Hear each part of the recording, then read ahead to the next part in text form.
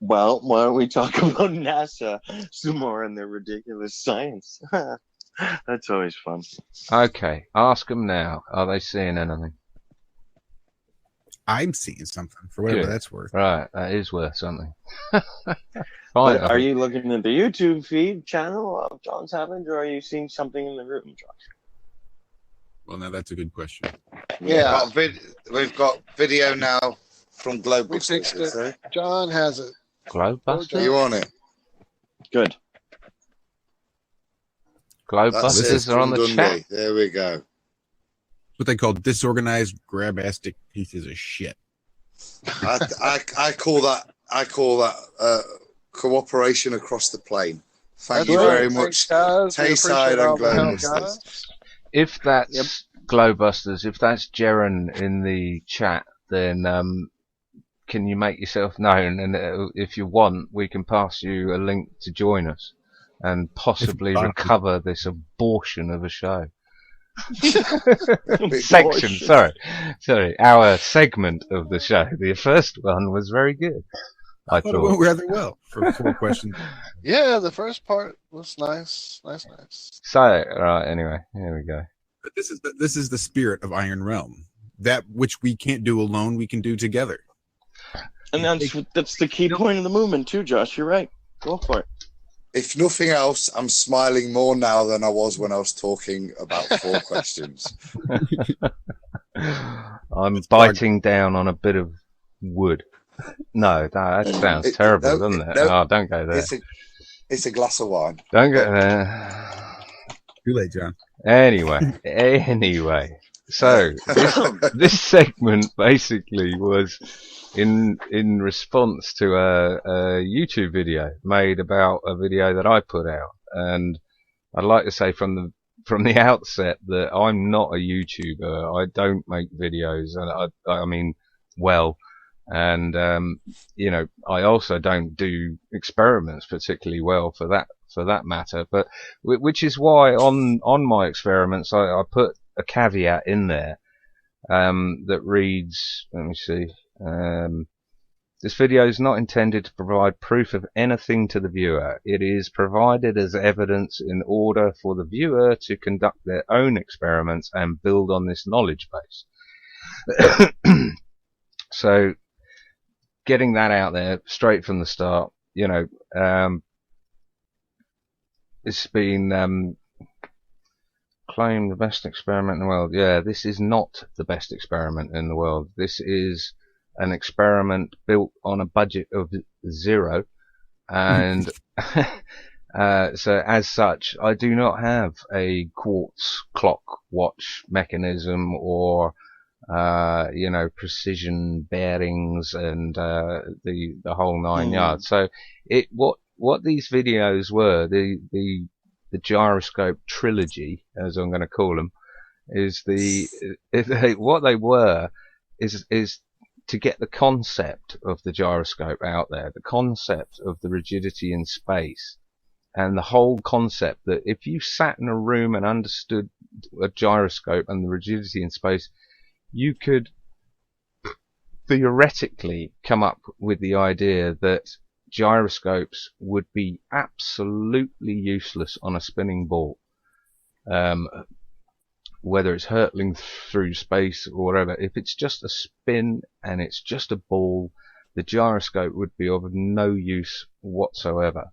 So, chime in, anyone at any time. But the first thing I'd say, John, there, mate, is after your apologetics for your equipment, and looks like we're cutting out again, guys. Again. Well, after your apologetics. My point We're still so sorry, is okay, but it's okay. That may be just for one person. Yeah, but for all you've apologised for the quality of your equipment is of better quality than Volcolt. So, well, we don't know, do we? Because Volcolt's original gyroscope went missing. So the one they better than the copy. the one they put. Well, it's a copy. We don't know how good the copy. We don't have plans of the original. But yeah, in Sounds terms like when of NASA lost the telemetry of the first missions, by the way. But carry on. yeah, go on, yeah. But in terms of rotational speed or RPM and precision ball bearing, it has got 2 ball bearings that hold the spin axis shaft, if that's what the hell you call it. As you can understand, I'm not an engineer here either. But yeah, so anyway, I put this video out. It's a concept for other people to improve upon. Others can get better clock systems and better gyroscopes, like Bob's going to do on Globebusters with a ring laser gyro. I mean, are they going to deny a ring laser gyro straight out of aviation technology that actually boasts that it can register the rotation of the Earth, but it doesn't because it runs through the air de roue system? Bob's idea of setting that up without the air de roue system is fantastic. So, like you'd said, James, in the first hour, time is on our side here, and we've only just begun. Yeah, and I'd like to point out, John, too, is that I mean, it's nice that we've received and are receiving the criticism, and this is what it's about. But I also like to point out that you weren't, I'll just restate, you weren't trying to make a end all be all on the gyroscopes. You were just proving, A, in one of your videos, the sensitivity of it, and then B, the actual lack of any movement. So keep in mind, you weren't saying this is the be all and end all. Exactly what you kind of said in the beginning, but just wanted to restate it, I guess. It was the trilogy. It was the first one was a 6-hour mains motor powered gyroscope, and showed no rotation, and so everyone moaned that it was obviously the friction in the bearings. So I mounted it on top of a 24-hour clock, and just to see. I mean, to be perfectly fair, I wasn't sure whether it would work or not, or whether whether it was going to work. And it was an ad hoc sort of setup, just a bit of a giggle to film it and see if it actually had worked. And the response to that one was, well, it's obviously the cable which is attached to the motor, which is attached to the plug. Mainly because the battery pack that it came with only lasted an hour and a half, something along those lines, before it ran it down, and batteries aren't cheap. So I rigged it up to run off the mains. So that was the final sort of criticism from any skeptics out there. So I rigged it up so that the batteries would be self-contained on the gyroscope along with the motor, so there was literally nothing doing it, but we'll come on to that a bit later. So anyway, it was quite, I don't think anyone, well, I know this has been out for probably a month before, and it had about 150 views or something along those lines. And then Bob from Globebusters took it on and mirrored it, because I knew this is what he was talking about. This is the stuff he was talking about in the previous week of Globebusters. It was pertinent to the situation, and I'd been dying to do it for ages. So I emailed Bob, and he put it on the show, and it was absolutely fantastic. It went to, I think it was 4,000 views in a day or something. It's had probably nearly 10,000 views now. Then he did a whole show on it last Sunday, a whole segment of the show on it, which has had 20,000 views. I mean, can't ask for better than that. Once we keep bringing the information out, and I mean, people don't know the side story on this. Half of the things you do, John, is just to get other people an idea so they might try it.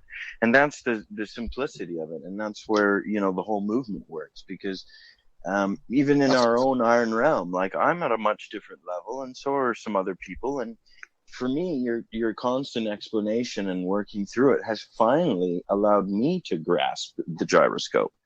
And I think that as you know, it continues to be one of the leading things that we talk about and discover, that the more exposure and the more sort of do it yourself, but with a good gyroscope at home. Like I know some other people have done some great work with gyroscopes, and we're seeing it more and more. I like the idea of it. It's allowing people that couldn't grasp it before to get it. And I thank you for that, John. Well, thank you, James. I mean, we've been talking about this sort of thing for over a year and a half or so now. And I knew all along that you it wasn't clicking. You weren't understanding it, and this has been a problem with gyroscopes, especially. Excuse me.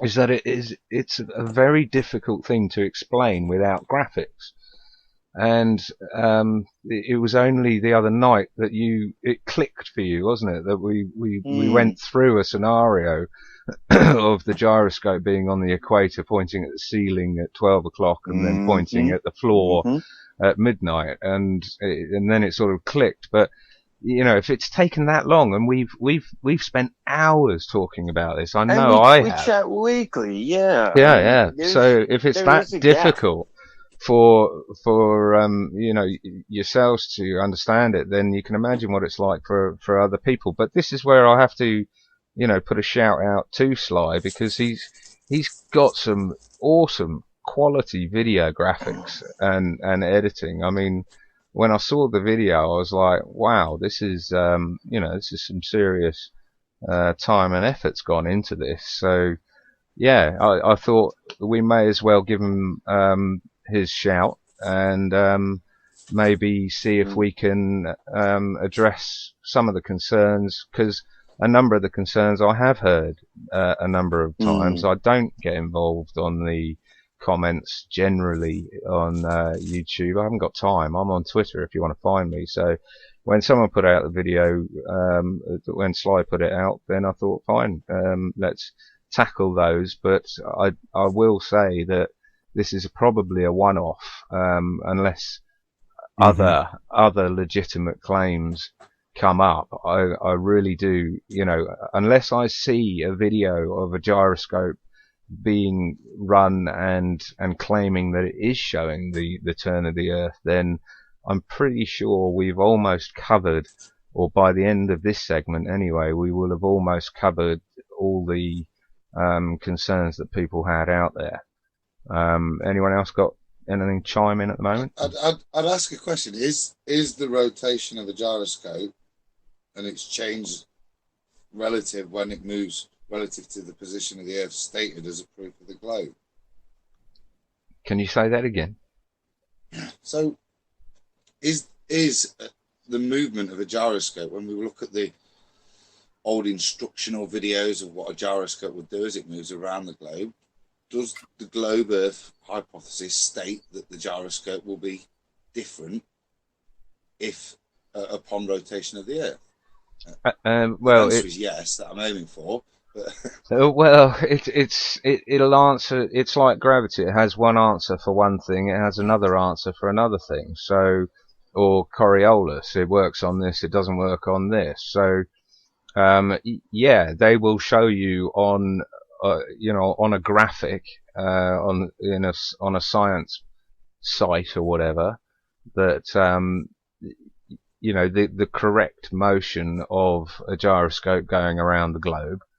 But then they'll deny that the gyroscope should roll on an airliner traveling 500 miles, 90 degrees around a ball. Yep. See what I mean? Mm-hmm. So they're having their cake and they're eating it. I agree with that. Sorry, I'm still not making my point there. Sorry, John. The point I'm trying to make is there a scientific experiment that demonstrates what you're saying isn't demonstrated? Not that I found, no.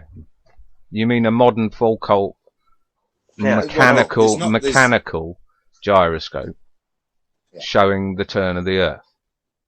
Yeah. No, that I haven't found one. There's plenty I of haven't either, Adam.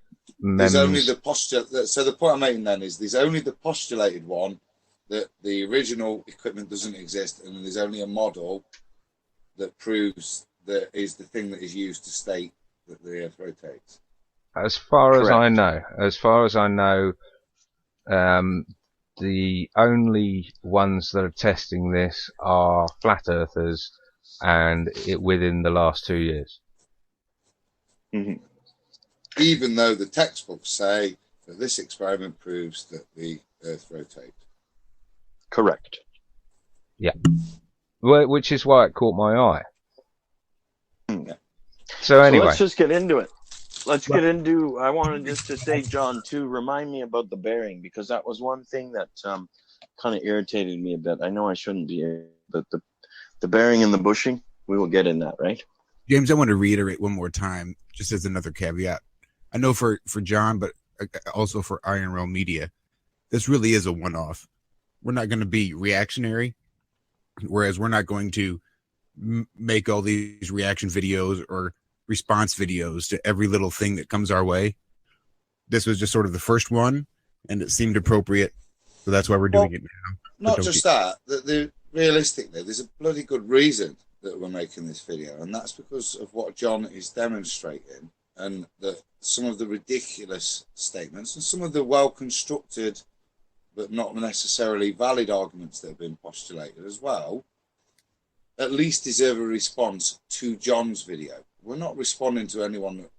I'm not responding to anyone. I'll respond to responses to John's video is what I'm happy to do, not jump to continuous issues like four questions, which...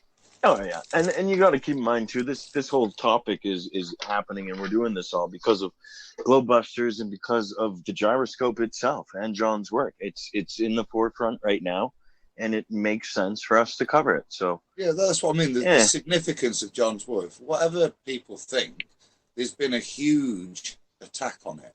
Now we can all postulate on why people get so up about things they don't believe in, but that's what's warranting the response is John's video, not necessarily the comment. It's the comment to John's vid that's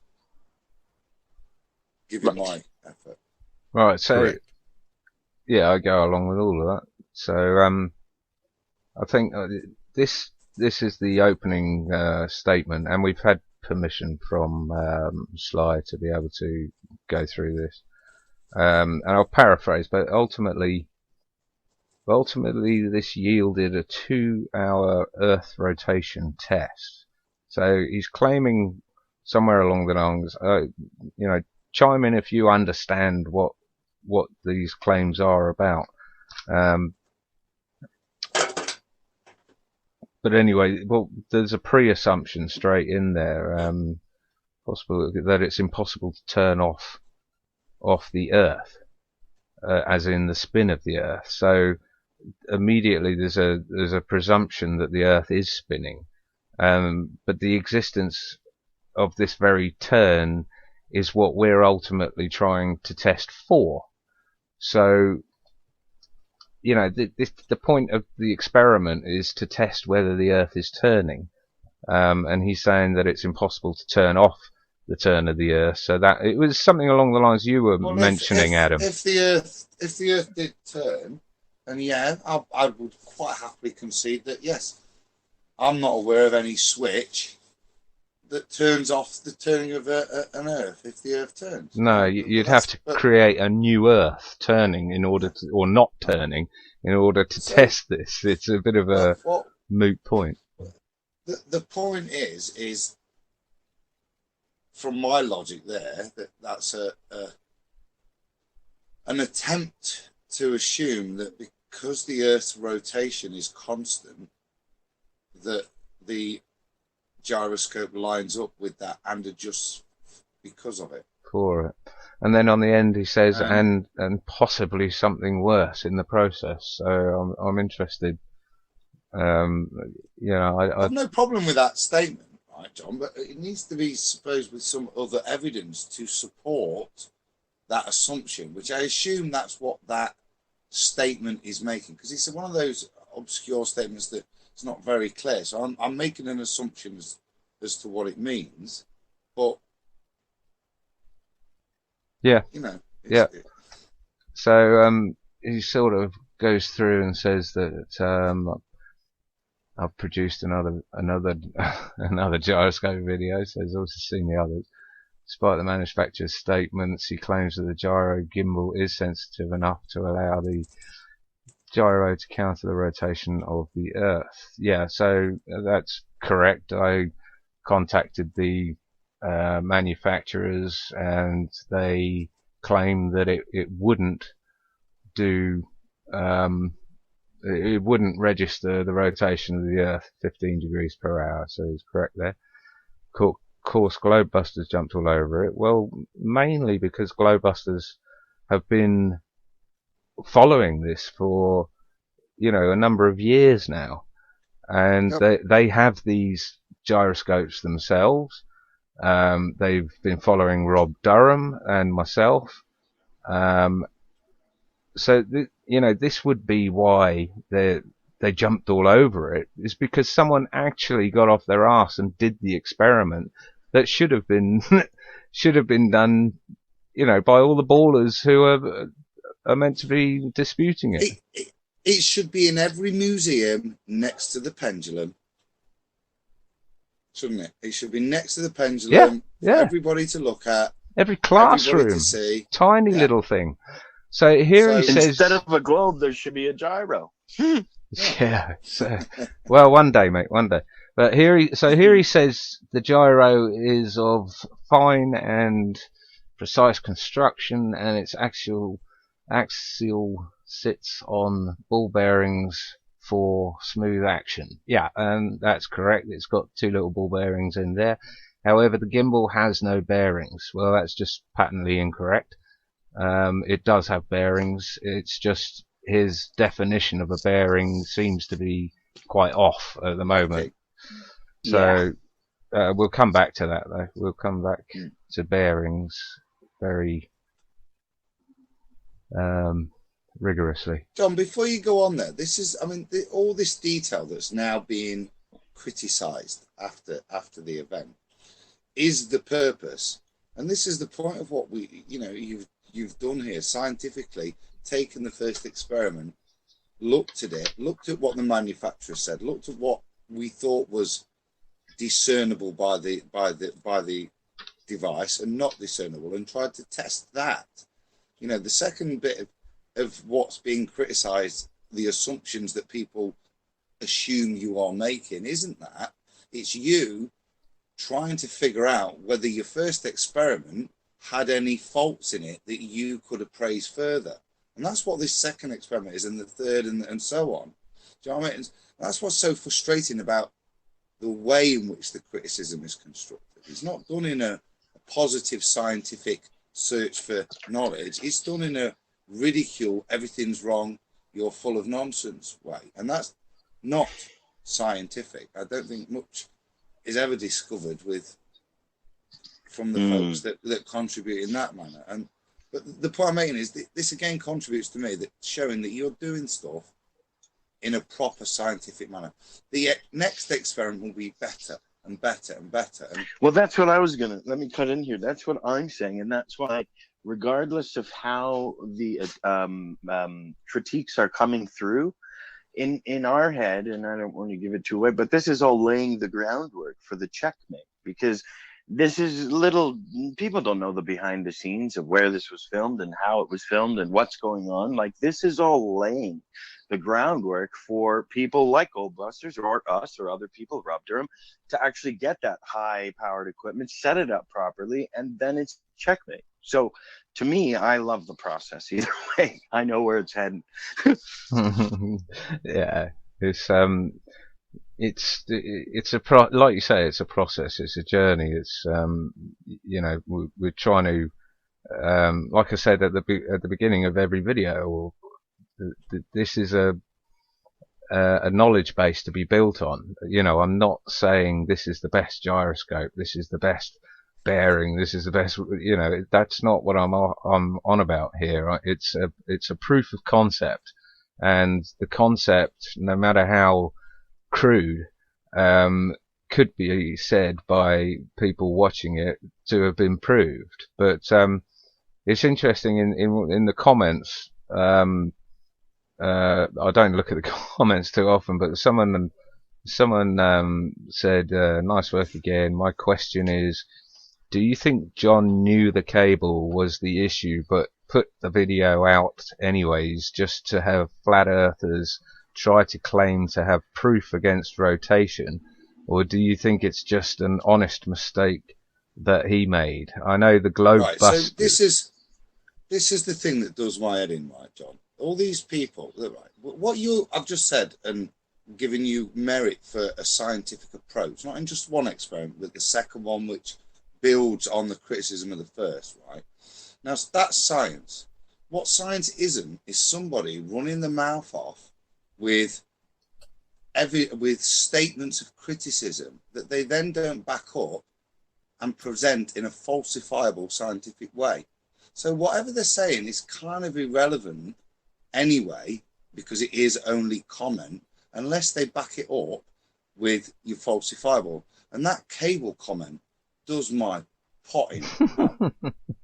Yeah? Well, the answer was not only, yeah, I can falsify it, but if you had half a brain, mate, you would see what it would falsify. But we'll leave that, I think, leave that one there for the shills to work out. Yeah, I mean, Sly's answer. Hi guys, I'm here. G'day, Rob. Hey, Rob. Hey, I've got a question. Another segue, John? Rob. I said, Hello. I'll leave that one for the shills to work out. And then you came. I was just driving home. I was listening to you drive when I was driving home. Is it possible the manufacturer says it's not precise enough because they tested it and it didn't work? No, he hasn't tested it yet, as far as I know. But the Rob, do you mean they tested it and it didn't show the Earth's rotation? Yeah, it didn't show. Right. So therefore they said it's not accurate enough. Yeah, it mustn't be precise enough. No, I've the got Earth's you. rotating, we know that. Well, that's a question for Glenn Turner, the owner of the company. It is a supposition of the test, isn't it? That actually, it's not accurate enough to detect it. What? Do you know what I mean? Because yeah, nothing to detect, dude. So who knows what a bearing is? James, did you? I do. And we're not allowed to use Wikipedia as a source. Does that fuck everything up? Well, then that just destroyed my whole life. No, man. Right. I've used bearings in so many aspects of my life. Okay, I was a skater, so when I went from a steel wheel to a ball bearing wheel, it was a whole different world. Woohoo! Yeah. When we drilled and drilling, we used bushings instead of bearings, but bushings do the same thing as bearings. They are just a different form, they use a slick surface rather than a round surface to ease friction. Right, and a bearing generally basically just keeps a shaft in a certain orientation. So it's just like a ring. Sly even says here that is a brass ring. Well, I would contend that a brass ring is a bearing. It would absolutely. It just like a bushing. It would. A bearing, gives you a little bit more of the control, right? That lets you actually have the rotary applications. Or is it? Well, this is why Sly says that the gimbals don't have bearings, because he, as far as I can see, is distinguishing between ball bearings and what we have here, which is a plain bearing. Mm-hmm. Or a rotary plane bearing, or however you want to describe it. It's a journal bearing, and what's the definition of this? Is the most common type of plane bearing. It is simply a shaft rotating in a bearing, and considering bearings, used to be made out of wood. you know, Still are, I think, some of them. well, some maybe, I don't know, but yeah, this is the point. Well, we got engineering.com. Bearings that provide sliding contact fall into three general classes: radial bearings that support rotating shafts, which is exactly what that is. Thrust bearings and Integral linear. bearings. You've got the plain ones. You've got the hardened steel ones. You've got the journal ones, which you mentioned, and they're all valid actual Yeah, I'd parts, say so. this is a form of radial bearing, maybe. It's a full journal. Radial bearings are also called sleeve bearings, which is similar to bushings, and they can either be full journal bearings or partial journal bearings. So they don't even have to be a full, you know, as this guy describes it, brass ring. They don't even have to be a full brass ring, which is why those knife edge setups that Focalt used were also bearings. Yeah, just because they have no rolling elements, it's still just a bearing surface. It's fine. That's why, like, the journal shaft in contact with the bearing slides all over it. You're not constricted like with RC cars. You know this too, Walt, because you used to do skateboarding stuff. You're not constricted. It's more in terms of what you need it for. And that's where we can get into problems too, because then you get into horizontal, vertical positions of them in the gyroscope, and that's a big misconception there in itself. Yeah, we were talking about. We need to go over that one, don't we? But can I just say that? I think the only No, go on. Sorry, Tom. I was just going to add a distinction. I think the only real difference is, and before I say that I would just point out that I bet you're happy to concede that no, they're not ball bearing joints, as Mr. Sly implied. Yeah. That actually they are bearings as you stated and as the manufacturer states. Well, that's what I was going to say. The manufacturer even refers to them as bearings. Again, I'm not an expert, mate, on this. It's not my field, but as I understand it, ball bearings, the difference between the two is that a ball bearing applies the directional force no matter what force is applied. Now, that's reduced proportionally to the direction of the force applied. Whereas a straightforward bearing, you need that force applied directly for it to turn the bearing, and any other, there's no movement in the housing to allow any additional force to affect the bearing. Yeah. So both are accurate if what they're measuring is just one dimensional. They produce the same. A ball bearing joint will produce a reflection of other forces as well. So in some cases, when you're talking about two-dimensional movement, maybe they're more accurate because they're less affected by other force that could. Ball bearings are far superior to the bearing you see on the screen right now. I'm not disputing that in any way, shape, or form. But as he comes on and says, I'm sitting there saying this is the bearing that is in dispute. You know, the first thing, this is Josh. what we are. Where's that a minute? Where is that bearing? We are a minute and a half into this, and he's saying that this is not a bearing, John. This is a brass ring. So if this is the level of the research that's gone into this, that he's confused between ball bearings and bearings, then we know already that this is going to be a nitpicky sort of thing. So I think we should carry on. Yeah, I think that's the only thing you can assume, that it's just a point of non-comprehension on his part, that he assumed that the term bearing meant construction with ball bearings as opposed to. Well, it's an error. So any other so it's fair enough just to probably ignore as a point of ignorance. Yeah, that right. would be a point right anyway. On. Carry on, James. Next, what do we have? What was the next? So he liked the. He said he agreed the construction was suitable. He didn't much to say about the actual construction of it, hey? Well, here it says, however, the gimbal has no bearing. So, you know, here is a bearing, there is a bearing, there is a bearing. All the contact points basically are bearings that are Absolutely. containing anything rotating. So we'll move on. Hard plastic washer. Okay, like I say, it's not the best gyroscope in the world. Something also pointed out by the manufacturer when asked. Yes, but that was the manufacturer's opinion, and so I put it to the test, and we've seen the results of it. So, moving on from bearings, anyone got any comments? What are we up to? 2:13. John, I've got one final comment, Mm-hmm. and that is, it's a bit cynical, but there is, of course, the possibility that somebody's behaving in a way that maybe he knows what a ball bearing is and what a bearing is, and he's playing on other people's ignorance to try and make a point which isn't necessarily true, but easy to make if other people don't bother or didn't have that knowledge. Blimey, you're cynical. I know, it's terribly cynical, isn't it? That isn't And it? we're It's going to almost pivot. like We're going to calling pivot somebody off a that shill. and go to Josh because he had something Cool. less cynical. I apologize, Josh, with my cynicism.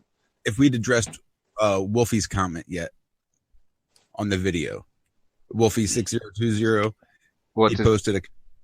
I'm getting on to that. It won't be ignored, that's for sure. All right, just making sure. Well, actually, we're on it now. And he kind of did. You kind of What was beginning too. What was his comment, Josh? Here, I'll screen share it. I have it pulled up. And I'll read it. Are you going to knock me off screen share to share it? Because I've probably got it on here as well, I think.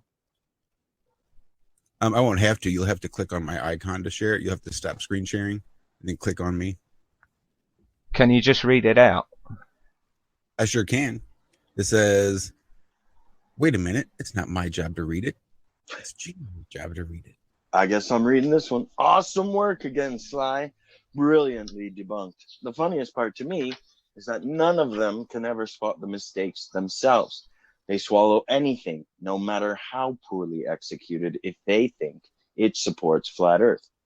Now, right, John, we know this is false. You already said at the beginning, you're not a science lab doing this the be-all, end-all with the greatest equipment ever made. You're just a guy who got off his ass and did it. Yeah, and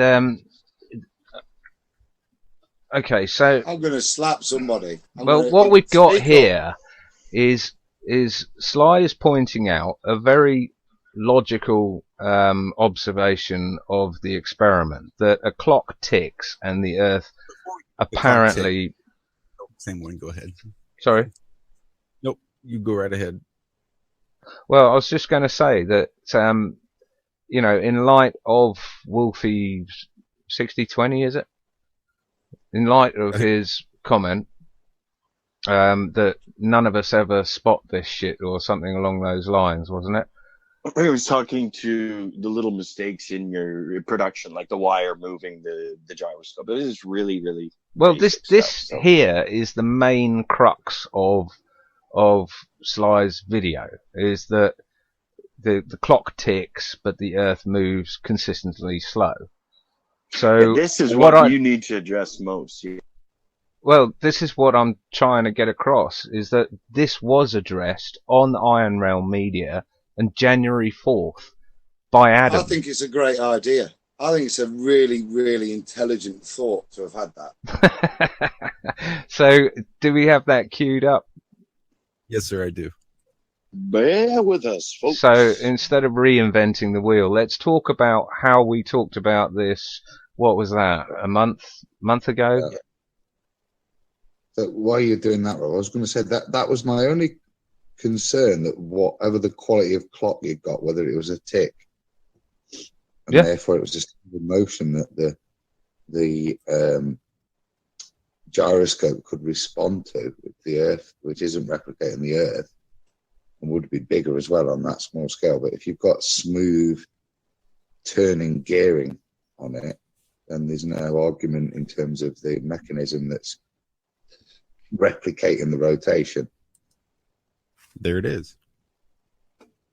Well, something that occurred to me just while you're getting that queued up if the alleged rotation of the Earth is what's causing the tug to occur on the wire in the first place, then a fast-forwarded, consistent 6-hour version showing that would be a consistent, even, steady pulse of a tug. It wouldn't be the inconsistent tug that we already know is there. Holy cow! I didn't even think about that. Demonstrated pulse every few seconds, tugging on that wire at an equal rate for a consistent turn that's causing that motion. It shouldn't be an uneven turn, an uneven tug on that wire ever. No, well, virtually, because the system is static and in equilibrium. So at the point of spring, that the amount of rotation that occurred, the point of spring that had been built up in that system would release approximately at the same point, well, wouldn't it? Right, exactly. It would be consistent. It wouldn't be uneven. It would be a consistent pulse that happened every now and again against that wire. I wouldn't say clockwork, because it's a delicate system, isn't it? And the return spring could affect the system a little bit, but pretty much it is a contained clock within itself, if that was the case. But we can all see, can't we, how the next experiment to come along could use a quartz clock, or a clock that, a Rolex could use whatever the hell they bloody want. If that's the only thing that's holding it up, then let's move on to that and correct it. And again, that's the scientific point. Thanks. Yeah. Thank you very much for that. But it's nothing we didn't. We'd done it 2 months before, but thanks. And you're right. That is criticism that the next experiment will build in. So don't worry, dude. Yeah. It's coming. Josh, where are you, man? I'm here. I had it queued up, but I forgot that I'm not the one that's hosting this. As IronRealmMedia, audio doesn't really transfer too well, so I had to pull it up on my phone. But I can, What does that mean? Because I'm hosting it, aren't I? What the hell does that? I can't. I can't bring it up. I don't think. Anyway, Adam, anyone who's listening can go back to January 4th, about 48 minutes in. Me and 37. Adam, 37 minutes in, me and Adam are whittering on about this exact criticisms of this experiment, basically, and what we could come up with. So it's nothing new, it's not like we're hiding it, Wolfie 6020. It's not like we don't see these things. It's that some of us are on a very small budget and we're actually doing something, because I don't see too many other ballers doing experiments like this to counteract what we're discovering here. So, cut us a bit of break. There's a lot of aggressive talk, but there's not a lot of experiments done by ballers. In fact, I don't. Hey, John, I haven't seen any. We've got a lot of chat. Yeah, fill us in with the chat, please, Rob. Let's have a break-up. We've got a guy, Charlie, could be a girl, I suppose. Can you all hear me properly? Yep. Yeah. Yep, okay. He says, even having a gyro in free air is a problem due to the air currents produced by the moving gyro. Better to put it inside a jar or something so it can produce a net jet of air. Or on That would make it worse, surely. Or on a super frozen conductor. There are better ways to do this experiment. Yeah, I'll go along with that. Put it in a jar, put it in a vacuum, put it in whatever the hell you want. No, that would make the air turbulence a lot worse. Imagine the turbulence coming off the gyro, then hitting a wall and reflecting back onto the gyro disc. Well, of course, loads worse. the problem we've got... Gyros are supposed to work in space. They're supposed to work in a plane. They're supposed to work on a ship, on a submarine. They're supposed to work everywhere. Forces applied to them and a constant disruptive force will disaffect them. So if you're setting it up in a small enclosed space, so any air current that this guy's postulating could affect it, if you put it in a bell jar, it would make it worse. Put it this way, Unless you put it outside of the wind. I've got no problem with using a Sagnac ring laser gyro, because we may as well use what is technologically at the forefront, the vanguard right now. The bee's knees. The problem I've got is having the software in between the ring laser and the display, which is why Bob's idea of running the ring laser gyro without the IRU system is perfect.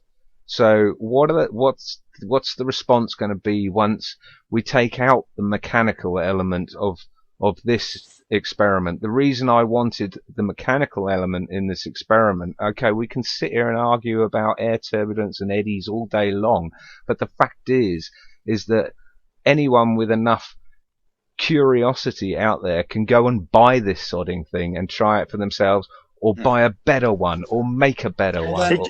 That's the answer, isn't it? Should it be this hard to actually for them to prove the globe? Like it should be, like you said, Adam. This should be shown everywhere. We should be looking at the spin all day, going, "Yep, this is us. Spinny, spin, spin." Of course but not. We can't. We don't see it, and it seems really hard for them to prove the globe. Really hard. Because if you ask them, well, how do you prove the globe? Well, it's already been done before. We have scientists. There's this, there's that, and you don't know anything. You haven't even got an education. You believe any of it, and your Bible is YouTube. So, come on. So he moves on anyway to criticise that it's... Yeah, sorry, carry on. I'll tell you the answer to that, mate, is that Bob stops paying any attention, or I know he probably doesn't anyway, to the bullshit that's coming out, slandering him for the balloon fund raising some money, of which I happily gave some money towards, and maybe he starts another page up with Jaron towards let's fund this thing, because none of us can afford it on our own, but if we all give what we can afford to give away, whatever that is relatively, then maybe we can test it quicker than we hope. And there you I go. think Bob is the man in the position to set that page up. We couldn't do that. He's so far ahead. Get it set up, Bob. I'll throw a couple of quid in like I did last time. Yeah, I mean, like, again, this time thing, we're laughing on the inside because we have time. We're not going anywhere. This is not disappearing in a tin hat. I'm sorry, we're guys. rapidly running out of time, I must say, so I better get on with this. Sorry to cut you off, James, but right, skipping through. I don't know how long we've been running, so anyone know? 12:15 UK, so I don't know, about 45 minutes, I suppose, since we attempted to get on. Right. Anyway, so he's pointing out here that it's not center. No, it's not, because the setup of the clock and my wooden spool that I handmade and I by eye hot glued on with a plate for it to sit on, it was not actually entirely accurate. So yeah, apologies. It wasn't absolutely dead center, but in actual fact, it's probably more relative to the gyroscope being in the UK, that little bit off center from the North Pole. So yeah, it was sat where it was because that was the center, the balance of center, the vertical balance of center through the whole kit. It was quite rocky, shaky. You've seen it, so you can criticize it being off center, but that was the reason. So we'll carry on. Hey John, we got another comment here. Same person. Every Foucault's pendulum shows that the Earth is rotating. You can build one of these easily yourself. Just do the same as what the people do on the internet. Okay, well I'll back that to someone else because Foucault is boring as far as I'm concerned. Too boring here. It's not even worth go. Come on, someone take that on and bat it out of the park, will they? Just any direction you start the rotation or the swing is how it's going to rotate. It's all about how you set it up and how you rotate it when you set the first swing in motion. I mean, it's been debunked 100,000 times at this point. If these things had any merit whatsoever, then the demonstration models in the museums and universities wouldn't have a gearing on the top with a motor to ensure they demonstrated what they're supposed to demonstrate. Go and look it up. Go and set one up yourself, and you'll show it doesn't demonstrate it. Don't tell me you can. Clearly you haven't. Don't waste my time. No, you just accepted somebody else's truth for your own. That's all you've done in that case. Go and do it if you claim it works, and then film it and show us, and then we can discuss it. But don't tell me something that you've never done, because that's silly. All right, so here he's trying to claim that this is what I'm looking for as a movement in the gyroscope. It's not, by the way. This experiment was purely and solely to test the friction of the bearing on the bottom of the gimbal. So it's not looking for an X, Y, Z rotation, orientation, or movement at all. So you missed the point on that one. And play. Cool, this has got a lag worse than Skype. I had people asking me, what happened to the watch? Why did it move? Why did it move? The 2-hour version is online, raw. You can watch the entire waffling, rambling rubbish. So let's check out the John's time lapse.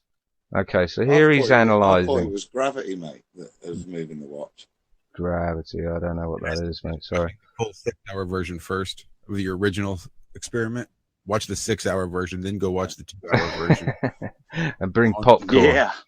Right, so here he's saying I mean, this is impressive stuff. Zoomed in, split screened, markers on there, fantastic. All to show that it's not center of the stage, which I do agree with. That's absolutely fine, but also, you know, I'm using a 10-year-old webcam that's having trouble with its autofocus and coming in and out and zooming in and out. You know, this is a concept. Get the concept, and you will hopefully understand the experiment. Right? So I think he goes on after this to compare why the 6-hour experiment, the first one, is not the same as this experiment. Why this one's sort of wobbling around, and he's saying it's being tugged by the wire here.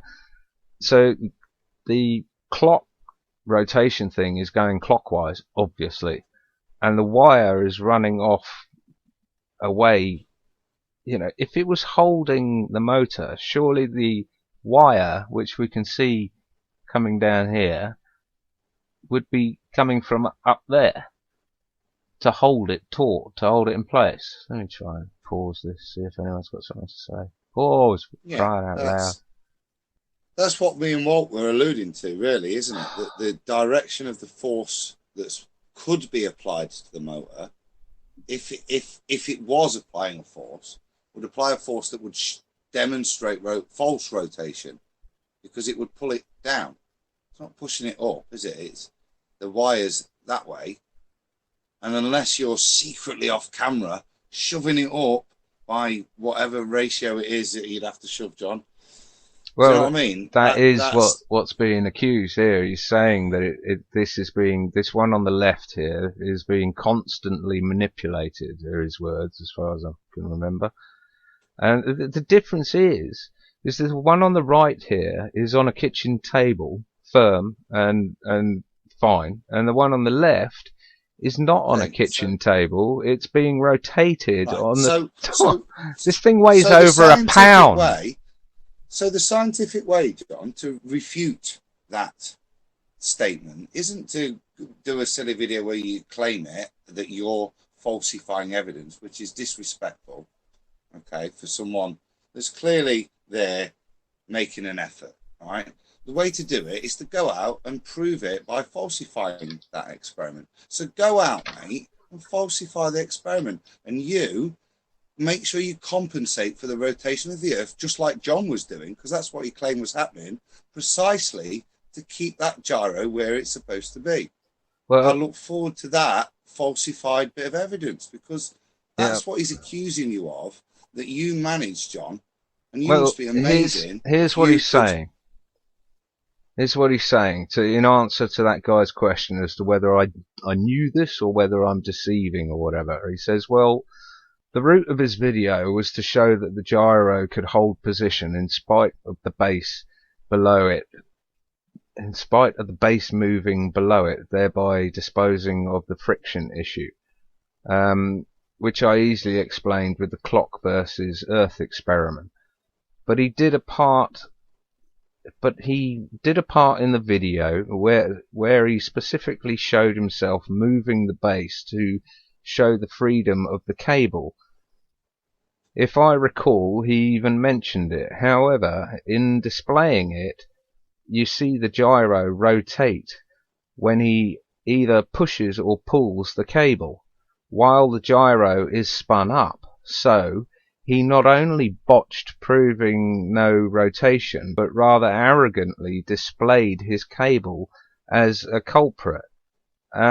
Now, my answer to this would be, if I'm restricting the movement of the gyroscope by using a cable where the cable is actually going the wrong way for me to restrict it anyway, so it must be solid. Okay, so I'm using a solid cable to actually hold that in place. If I was to put that linear force into that gyroscopic motion, it would have displayed itself in a perpendicular 90-degree angle away from pulling the gyroscope, and anyone could try this. In fact, there's someone even in the comments that said this, put his finger right on it. Where's that? 90 degrees. It was me mood or something, maybe. So yeah, he actually says it's being physically manipulated throughout. Well, I can tell you, Sly, that I'm not even in the workshop when these experiments go on. You think I sit there and watch this shit? I go away. And for another thing, with the tugging. With the tugging and the movement, better to do, John. Exactly. Better to do. With the tugging and the movement in the gyroscope, that may well. What you don't know, Sly, is that this experiment was in the back of a mobile workshop. Which is like I've got to climb sort of 3 to 4 feet up steps to get into this thing. It's on suspension. They're on tripods, yeah, but there is still a small amount of movement, which is why you hear me creeping about. But I wish I could find that comment can I ask about another 90. Question? Yeah. When all these movements occur, what happens to the gyro? After it wobbles, where does it go back? Where does it? What's its position afterwards? Sorry, you're gonna have to be a bit more specific than that. I'm just trying to sift through shit here. When all these wobbles with the application of force on the wire that occur, right? Where does the gyro return to? It returns to the original position, doesn't it? Yeah. Well, so if there is a little wobble, it doesn't go back to where the Earth should be right now or where it has been. It returns to where the gyro was initially when the experiment started. No, it doesn't. No, it turns on a very. It's numerous. There's various. Oh Christ! I mean, there's 100 million formulas to explain where it goes back to. It never goes back to its original thing. Once you apply a force to it, then it will react in a perpendicular 90-degree direction away from that force. Let me qualify that then in it without it sounding so ignorant. What I'm meaning is the relative amount of force that was applied, compared to the rotation of the Earth, which the level of force that's being applied to the gyro with the rotation, the level of force with those shapes and movements as you got in and out is significantly more on the gyro. Right. And the net effect is it returns pretty much to where it was. There is some very small movements you can, I don't know if you can measure them, John, on that. But the point that we're supposed to be able to measure over this amount of time is significantly more than what's being any small variation you could show on those movements. Anyone? No, I'm agreeing with that, Adam. But that's the problem and part of where the misconceptions lie from. Because when you start talking about forces and opposite forces and that kind of thing, the G word gets into it, right? And that's a big problem. But not so much. The point I'm probably poorly making is the stability of that gyro.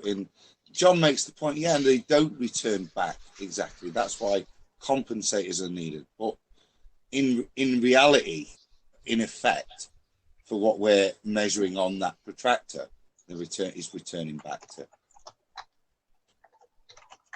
virtually the same point. Right. So moving on. Yeah. He's criticising now that the final video was sped up and slowed down at different rates. Now, you're some kind of Sherlock there, Shy, because, yeah, absolutely right. When I first did it, like I said, I don't make YouTube videos. This is done on Windows Media Player. And I really don't know what I'm doing. So if I had his skills in CGI, there'd literally be no contest or argument anymore. But so I originally had the first section at a slower speed, then the middle section I was going to go super fast, and then the last section in slow speed. But in the end, I ended up changing it all to super fast speed, obviously at different bloody rates because I'd already dicked about and edited it. So shoot me on that one. Sorry, but you're whiz enough to be able to sync it to the rotation of the second hand on the clock. So game on for that. Well done. Any comments on speeding it up and slowing it down? No, you had a great idea, and I can attest from my learning this whole video and editing process and trying to get these YouTube videos to look like something someone actually wants to watch. It is a learning process, and it's definitely not easy. There's not many editors out there that are a simple process at all. Well, he says the differing speeds of the time lapse is possibly down. It was possibly done so, quote, it didn't look like this much was going on. Now, I don't really know what he's talking about there. Has anyone else got an idea? It seems like he's trying to imply that you were doing this speeds to hide the whatever he's trying to imply that you were hiding with the wire tugging. Right. And that's easily disputed by the fact that the whole long, boring video is up for anyone to peruse at their leisure. Well, that's it. It was They up. like to It see was all the tugs for themselves. Yeah, I mean, you can watch it. You can literally watch the entire 2-hour raw footage in slow-mo if you want, Sly. So, let's carry on with that. Not a problem. What's the next one then? Right, move on. Moving on. So, I think I'm going to wrap this up and basically say, really this doesn't matter. None of this really matters, as it was more about the concept of the gyro being able to prove the spin or not. This will be settled with better equipment than mine. But what does crack me up, though, is that they will claim that, Foucault claimed to do this in 1852.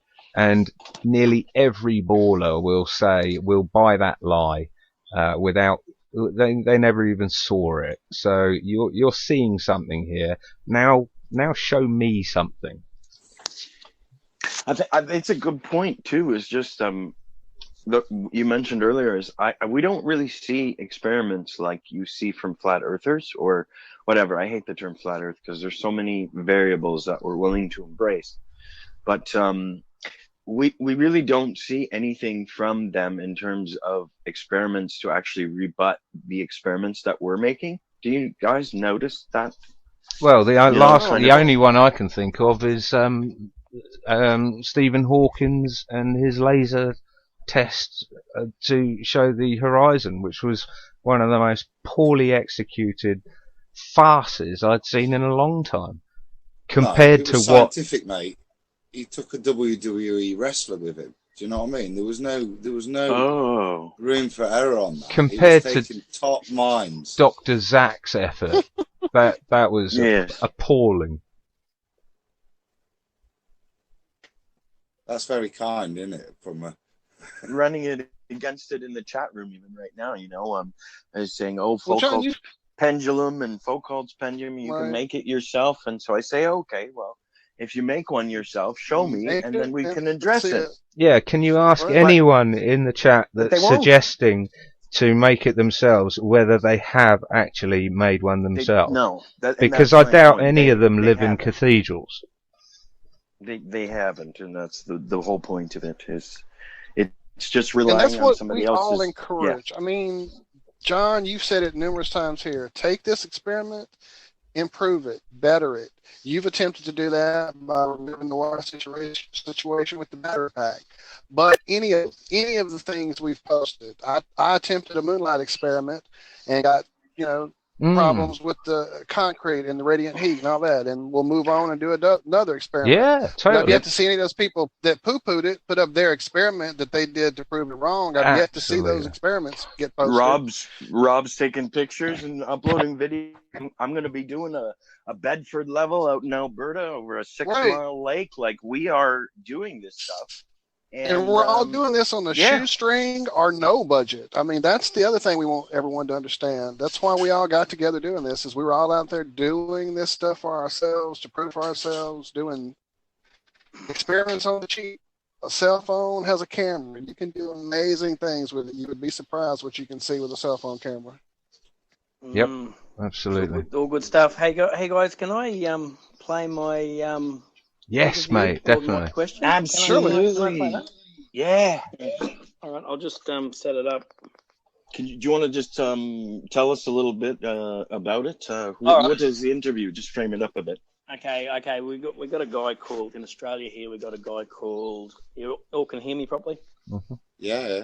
Yep. Oh yeah. We got a guy called Dr. Carl, and he comes on our national radio show every Thursday for an hour, and he takes calls about science and sometimes about the body, because I think he's a medical doctor, but he sounds like he's a smart guy. He nearly answers every question that comes to him. So I'm driving along in the truck yesterday and Thursday, and this question comes on. It's a ripper, but his answer is terrible, but then they cut him off. Thank you. Yeah, all right. No, not quite. Sorry, I didn't make sounds like one. What's your question, Dr. Carl? Sorry. Everyone hear that? I've got a good question, though. Yeah, without going into anything too classified, like our missile guidance systems can kind of, they use Doppler radar to locate a target, and then we use a 2-inch laser to actually lock on. And I've recently observed that we were out at sea, and the target was 27 miles away, which is about 27 nautical miles, which is about 31 miles. Is that correct? Right about that. That actually needs line of sight to actually work, but with the kind of the curvature of the Earth formula, at 8 inches per mile squared. Is that correct? So what is the drop in the curve of the Earth for each mile you go across, a nautical mile? How much do you drop? Well, it's 8 inches per mile squared. Not nautical mile, but I worked out to it. 8 miles. So at 31 miles, it should be 8 inches per mile squared, which is 100 and I think it works out 195 meters. It should be the drop that we're picking up. We pick up the target with the Doppler radar and the laser, and also the thermal imaging. That kind of needs line of sight too. So I'm just kind of baffled how those systems can work when you need line of sight at that distance.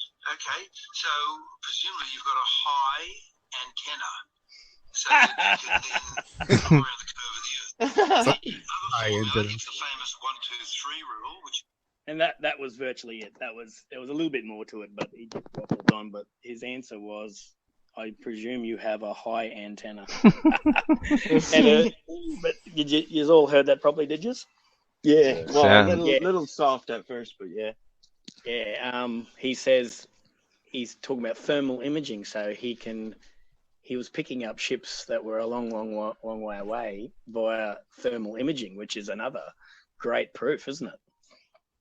Never even thought about that one, brother. Refraction will be the order of the day on that one. What you're gonna have? No, you can't have thermal refraction. Right.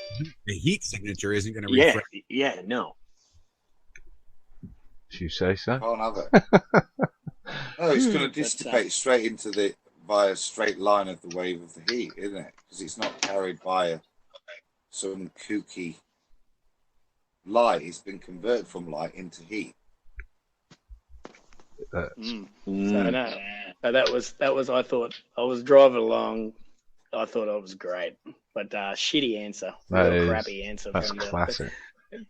I presume that you got a high antenna.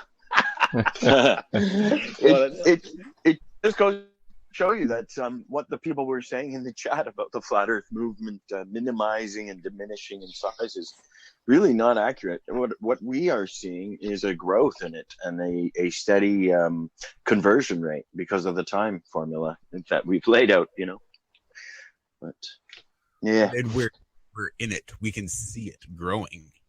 I mean, when somebody hears about it and then looks at it for a couple months, it's not really growing. You guys don't know what you're talking about. Jeez, that's much better. So That's a Navy guy. Yeah. Can I just cover two last points on the gyros, and then I'll shut up forevermore.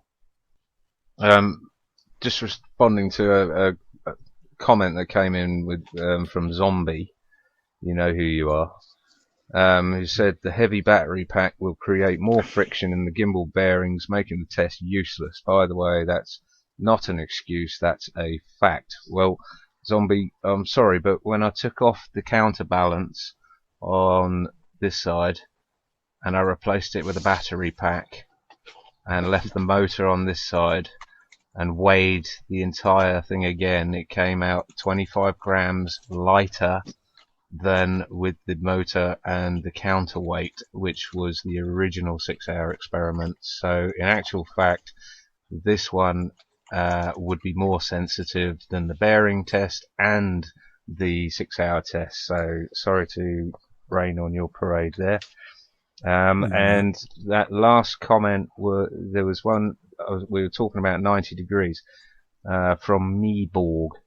The funny thing is that the tension of the power supply cable causes a torque on the gyroscope and lets it precess, correct? However, if a right angle moving in a right angle to the applied force, this is what I'm talking about, 90 degrees. So he just said it there, that it would deflect at 90 degrees to the applied force. And the only question is, are we seeing any of that in the experiment that I did that had the wire attached? So this one hasn't got the wire attached. Your bearings argument is thrown out of the water as well. Come up with a better experiment, come up with a better gyroscope, come up with it on board, come up with whatever the hell you want. Just come up with something rather than opinion words and peanuts from the gallery. I will shut up now. Amen, John. Good job. And I think that's a good theme for us today, is to say that Globes should start testing their stuff with little verifiable results and experiments. Sorry, Adam, go ahead. I was going to say, and just the critics have two proper responses, and constant statements are not one of them. John suggests one. The other is to go away with all of the critiquing that you've just made of John's experiment and the false accusations as opposed to doctrine of the experiment. Demonstrate that doctrine of the experiment and show how John's experiment was falsifiable, because that's the scientific method.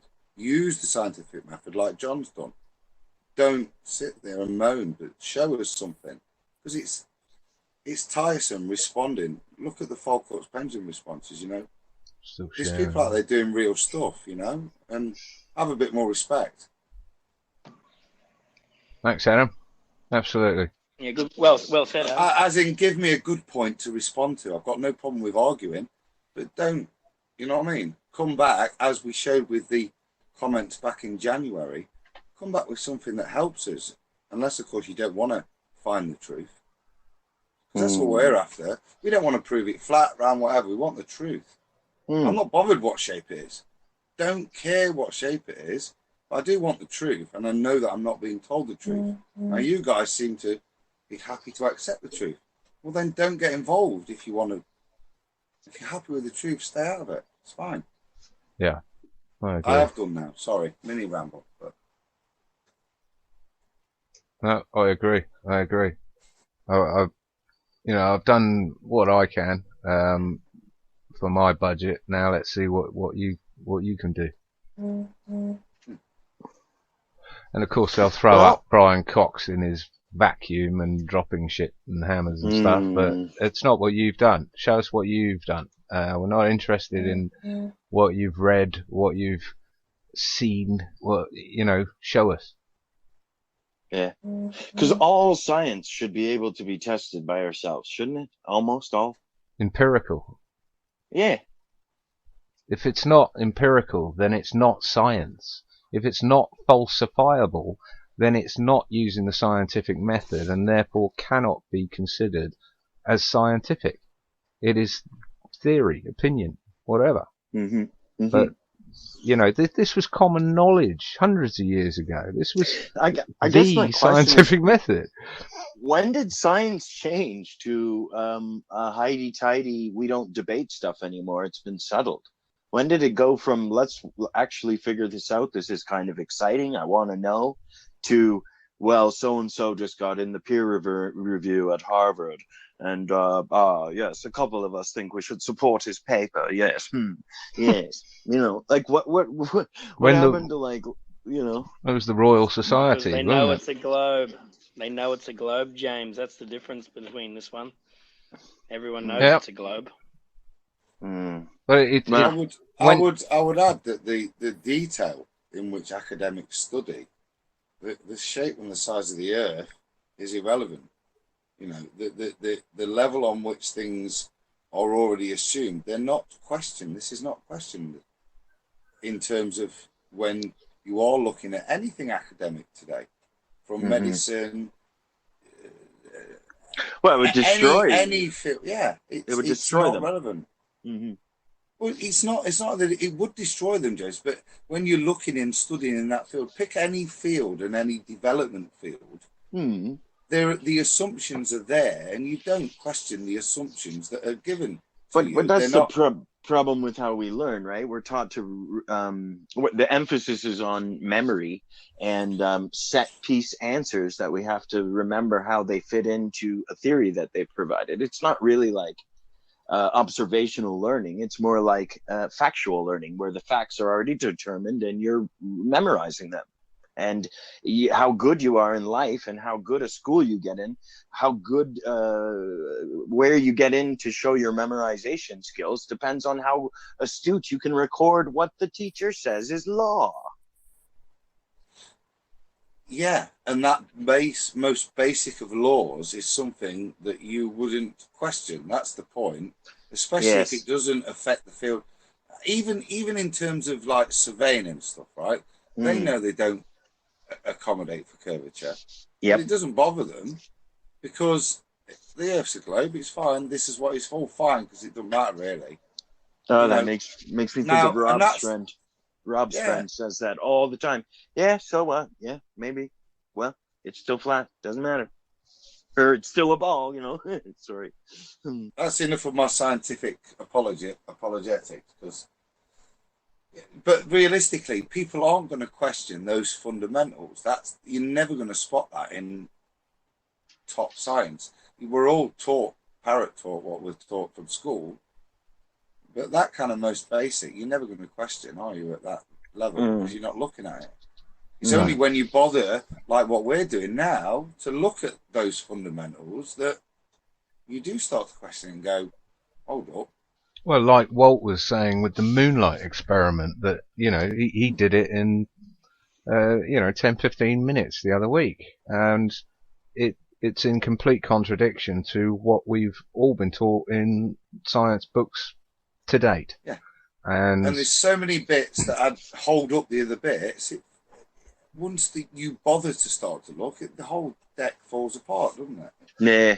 And every scientist I've challenged to do that experiment has come back with some lame excuse or put me off.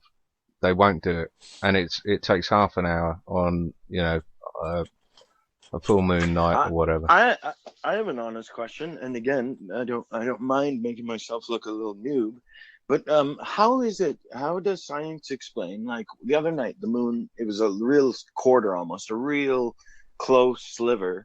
But I could actually see the black outline of the whole circular moon. So if the sun is giving the little sliver 10% at any time, because science will tell us that the moon is a reflective surface that takes the light of the sun and captures about maybe anywhere from 8 to 12% at any given time, how is it that I can see the circle of it? I shouldn't, should I? Or am I just nuts? They would say earthshine, because Earthshine. the Earth What the hell is earthshine? Well, it's the light that the Earth gives off reflecting the sun, which is a fair comment. I mean, what you're describing, it quite literally says that there can't be, one sole source of light, and another source of light would be the sun reflecting off the Earth, shining up on the moon and showing us the dark side of the moon. That's all I can think. I don't know if that's how they explain it or not, but there would be some sort of excuse for that. But I still want to see the excuse for a cold there is none, I don't think. No. Well, they don't admit it for a start. They say it's warm. They say it's warmer, marginally, very, very marginally. You can only measure it with millions of pounds worth of equipment, of course. But when I have been in contact with the, leading bolometer expert at Cardiff University, who has all the equipment, it's been over a year now, and I'm still waiting. He said he would do it. He said the experiment was valid, but I'm still waiting.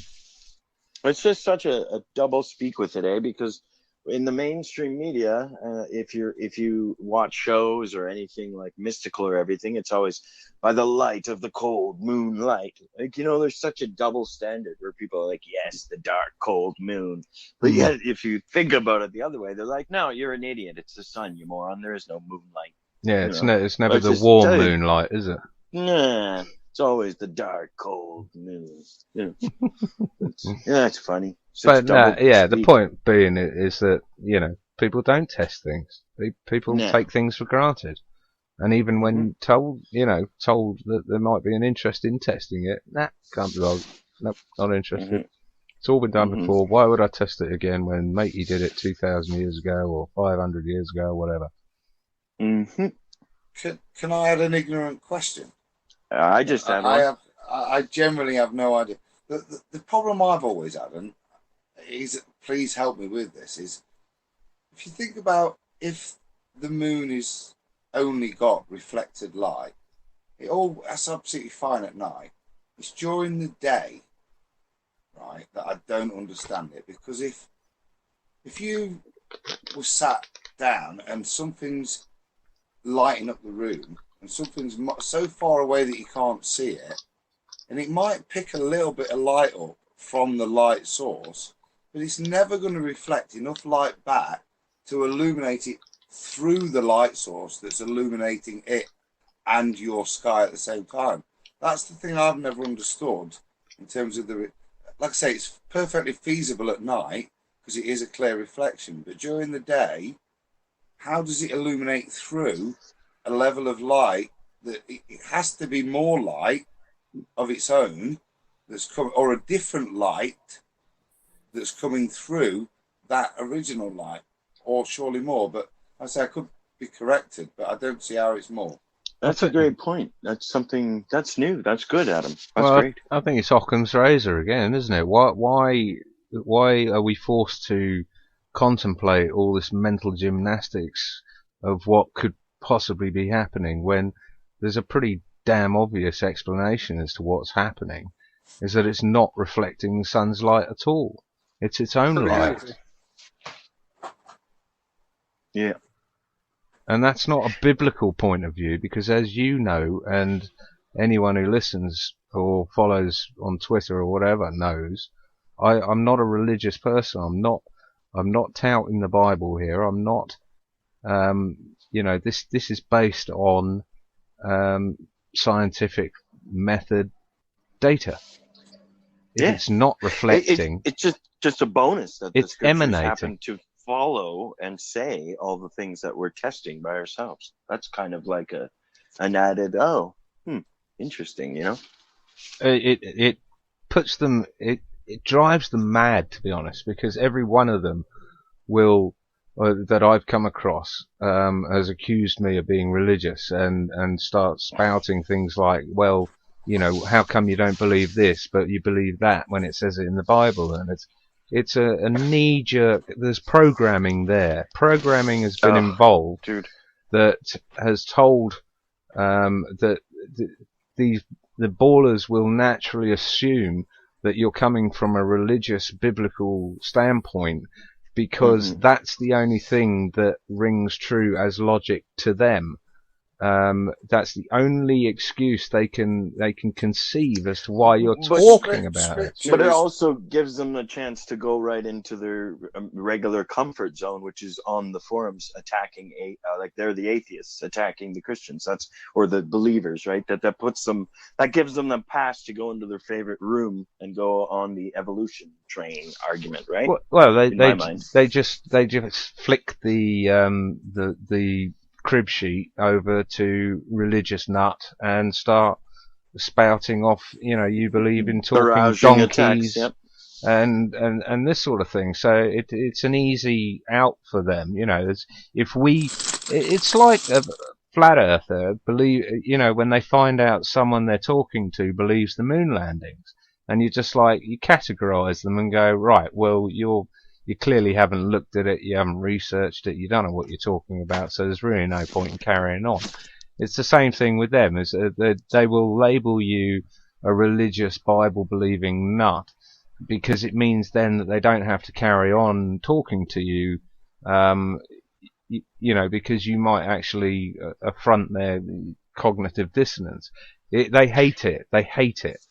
They do. And that's what I was going to, we are pretty much dealing with tremendous amounts of different types of we should be cognitive dissonance brokers, because that's pretty much what we're trying to push through and plow through here.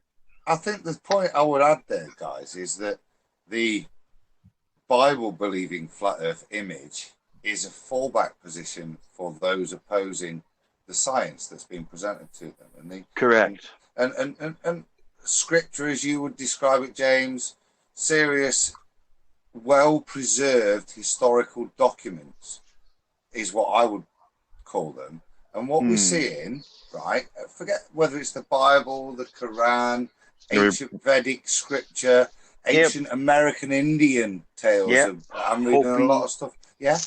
Whatever it is, what we're discovering that we can measure and see fits with that ancient text. Whether that means that ancient text, whether it validates it is irrelevant to me. Like, similar to John, you know, that might help people whose faith needs that length of support, and I'm happy for that. Do you know what I mean? For me, it's irrelevant. But it's an excuse that is put at flat earthers, that we only believe it because it helps us believe in the Bible. I don't believe in the Bible. I think there's a hell of a lot of truth in the Bible. There's a great deal of spiritual learning in the Bible. There's a great deal of historical truth in the Bible. But do I think it has mystical. No, and I would say no more, other than I don't believe that what a lot of other people believe, No. and that's for them to believe. And if they believe that and it helps them, then brilliant. What's the problem with that? Leave people alone. Do you know what I mean? It's not hurting you. Get over it. Yep, totally. I like what you said though, and that applies, Adam, because every culture, every system, every civilization, before all the science nuts and wizards of today with all their technology, they all agreed that the cosmology suggested a 3-tiered system. So I mean, I don't know. They knew a lot, the people back then, and everyone loves to resort to the fact that they were morons who didn't even have toilet paper to wipe their asses. But literally, they could figure out eclipses. They knew where the stars were going to be. They knew how things worked. Well, I've never been a Bible believer, but I've always someone playing with their chips.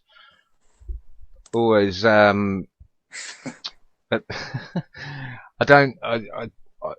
put no faith in the Bible whatsoever 2 years ago until I came across Flat Earth, and I had to acknowledge that the Bible was right it is a Flat Earth book. So that you can't go through something like that without then thinking, well, what else is right in this book? And I've started. So forget the spirituality, right, John? Just take it that over the centuries, at least 500 years. I'll give it 500 years, the Bible. Yeah? That's fair. Yeah? Of its continuation. So at least we've got all that learning built up to that point for people to agree on, of independent, unbiased observation. That's what people observe.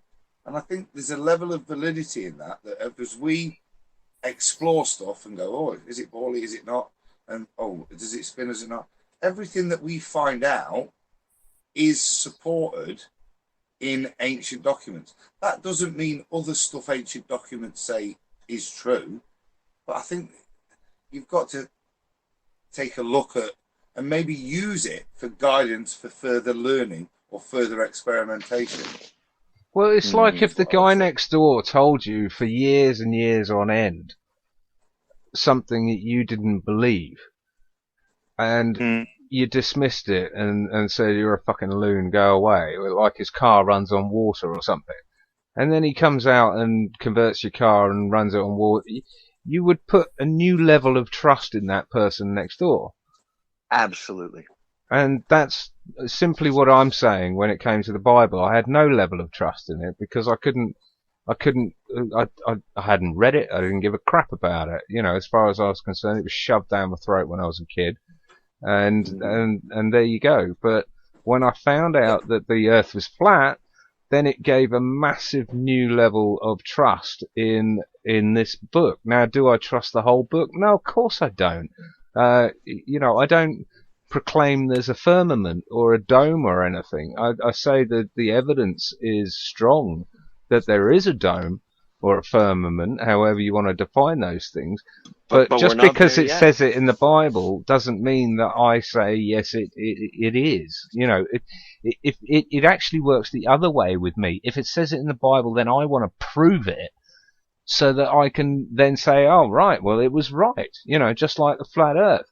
The first introduction to flat earth I had was in 2013 when I listened to a podcast of someone destroying the Bible because of the passages showing that it was a flat earth book, and that was a tick in the box, and I walked away, I was happy, I was like, yeah, flat earth book, bloody useless.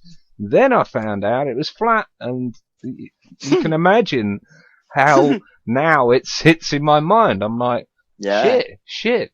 And then you look at something like Enoch, some of the writings that the people in charge of the Bible didn't want in the book, and you read that, right? And then you start to really. Why was that taken out? Yeah. Well, it's like interesting. It's like the nasty uncle that told you that Santa was a fake, and when you're 7, 8, 9, you thought, you son of a bitch, I hate you, you're a bastard. I believe my mum and dad, I believe them. You're full of shit. And then you find out, when you're 13 that embarrassingly Santa was fake. You have a whole new level of respect for that person that actually told you, that it's fake. You think, okay, well, Santa's he didn't fake. lie to me. I'm not having it, John. I am not having it. I don't care what you say. Well, if I say fuck, then it makes this program R-rated, and no one can, Exactly. and no Well children Time can to now wrap it up listen. here, folks. No There kids you Good go. allowed. grief, what's going on? We're in the fringe. R-rated This must realm. be the fringe The fringe hour. realm, right? Mhm. What have we got? I thought Brother Rob. it's a bit I like the thought round table. I thought I'd just play a song for you while you were talking. Thank you, bro. All in all, I think we had a really good day today, guys. I enjoyed today very much. Well, there hold was on. to do with the switching of the rooms. Yeah, we'll have to. I think we've learned our lesson there on that one. We'll just get Josh to play a little intermission video while we queue up stuff, and we'll just give a little 10-minute intermission break like the old days. That's what we'll do. I have a little intermission video I sent to you there, Joshua. Oh, dude, perfect. We'll use it next week. We're still live, yeah? Or whatever kind of video. It's kind of See- long. I didn't realize it was that long until it started uploading. That's why it took 12 hours. Good to have you back, Walt. You just skimmed a second off of it, Walt. Thanks. Just 1 second. Oh, yeah, I see what you're saying. You're so funny. Get that. I get that too. gematria. I get that too. I get it. Get. So, We are actually live on IronRealmMedia YouTube channel as well right now. Just so you know, I've picked up the last maybe 15 minutes or so. okay. So we are double broadcast. Cool. That's Nice. cool. Right on. I didn't know we could. So we've double gone from broadcast. 0 to hero. Right? I mean, I'm still at 0, so raise your hand. Actually, it was funny. Now that we're in the fringe part of it, was on the first when we forgot that we are a group of 6 now because we've been so long for 5. And yeah, Adam, you make us 6. No, So I think we said 6, didn't we?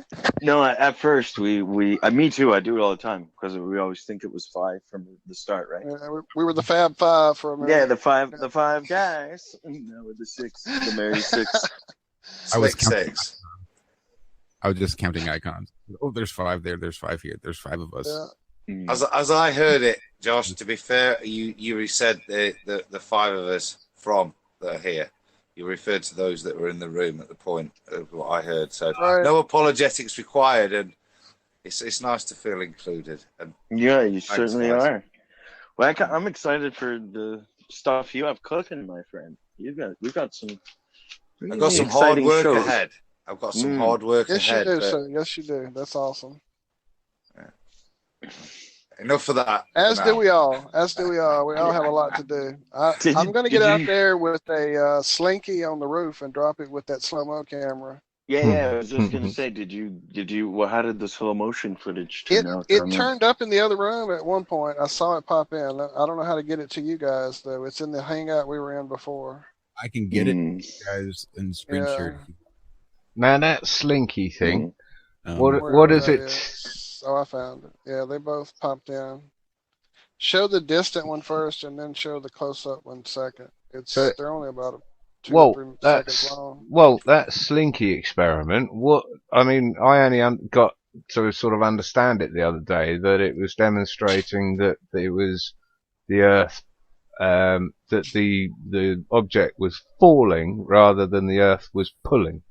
It definitely, from the one video I found showing it, it looked like the force was pushing it down, not something pulling it down. Mm-hmm. It's definitely an eye-opener. Because the bottom of it remains stationary, doesn't it, until Yes, the top sir. of it It catches definitely up. does. And I That's never what I quite. can prove, and I want to prove for myself in videos. So definitely, it's coming. Now the counterclaim to that is the return coil in the spring, though, guys. Of course. Well, then what can I drop? So- Give me some ideas. So Yeah. what you see is until it reforms as a solid lump and then it falls, it falls proportionately, but the bottom proportion comes up. So if you can show it staying completely static, Oh, it that does. negates It the does. argument. Yeah. Yeah, the bottom of So the that's slinky remains completely still. What I'll try to Yeah. do is line it up against a I'm not wall. saying they're right. Have slatted boards, perhaps. I think I know where I Yeah, could do it. yeah, colored. That's maybe, what I'm trying to say. That what you need to prove that scientifically isn't a shot with the grass in the background. You need a height Yeah, of where the Yeah. center of gravity is. I have an idea. I hate that phrase All right, now. so yeah, It's terrible. Yeah. So hold on, Adam. Then in that case, if it was tension in the wire, then in that case, what we would see is the bottom and the top coming together. So the bottom would actually be coming up and the top would be coming down. They'd meet at their center of whatever the hell you want to call it, and then drop. But that's not what we see. We see the bottom remaining exactly where it is, and the top is the only thing that's moving until it reaches the bottom. Do you see what I mean? If it was tension, the bottom would be coming up and the top would be coming up, down. They would meet in the middle. Possibly, I don't know. To some Somewhere extent. before You see, I don't know. My understanding is if it's falling, then gravity should pull the whole thing. No. Let's talk in a ball model, because it's the only way to then say, well, that's not demonstrated. That's not demonstrated. I tell that's you not what, demonstrated, I am right? looking at that formula, Adam, and me and you could DM later about it. But I want to look at that 8.9, the NASA formula you had on. That's what I'm going to get into this week, because it goes with what you're talking about right now again. I think it applies, but I think it only applies, and this is the point of the vacuum chamber experiments. The vacuum chamber experiments are a point of subterfuge to dispel all of these arguments. Now, you can spend a lot of time getting to the point of proving what we already know, what we all learnt. We all learnt it in basic school at science. When we dropped those balls, the lead ball, the thingy ball, through the different thicknesses of water, we all learnt that if something's heavier, it goes through the air faster. Or it goes through whatever the thickness of the liquid, whether it's air, water, it goes faster, doesn't it? Yeah, Through no matter that. the viscosity, the mass So will push it through. so that's a distraction, because what they've showed with the vacuum chambers is the next thing that needs. To me, that point settled is what I'm kind of saying. It's kind of, they're happy to make you discuss it, hence 4 questions. You know, Yeah. it's Yeah. you know, please stay on this. Don't focus on actually argue on stuff that's quite clear and obvious. Yeah, but so the next point is the vacuum chamber, and then you get into the electric universe, don't you? Which is the points of theory, because there's no proofs. There's certainly no proofs for gravity, otherwise we'd have heard them. Yeah. Yeah. That's There's the lots same. of posology for the electric universe, how it works and why it works, pulling that shit down at the same, why it pulls a feather down at the same rate. We can understand it in gravity because we were brought up to understand heavier stuff falls quicker, but that isn't an electric universe, is it? It isn't the way things work, because we see stupidly heavy things levitated because they're cold. It doesn't work like that. So to try and apply the level of reality of understanding, it's a bit quantum, isn't it? It's like that quantum It's jump. finite too, because it's not. There's lots of variables. There's so many variables to it. To quantize it finitely and to hold to the absolute is wrong. And we've already proven that with the 9.8 for whatever that formula is. Well, have we even proved if heavy things fall faster than light things? No. Tonight. I would say we should try that. Well, I don't know. I'm sincerely asking. I don't know at the moment. If someone said, does a heavy thing fall faster than a light thing? I don't know. Video. So that's the conclusion of the vacuum chamber. That is the total conclusion that no, things do not fall heavier. But we know the Do vacuum not fall chamber faster. is already a fraud. So But is that's not what I'm. the rest of it a fraud? Well, we've got to do it, haven't we? Yeah. It's the only way to then. I mean, I'm inclined to go along with the, what happened on the moon guys who did it in a London studio. That's exactly what happens whenever I do it. But is that a conclusive? Click on my icon, John. Click on my icon. Sorry, mate. Can you see that? Yeah. The guy holding there? Yeah. The hammer in the... All right.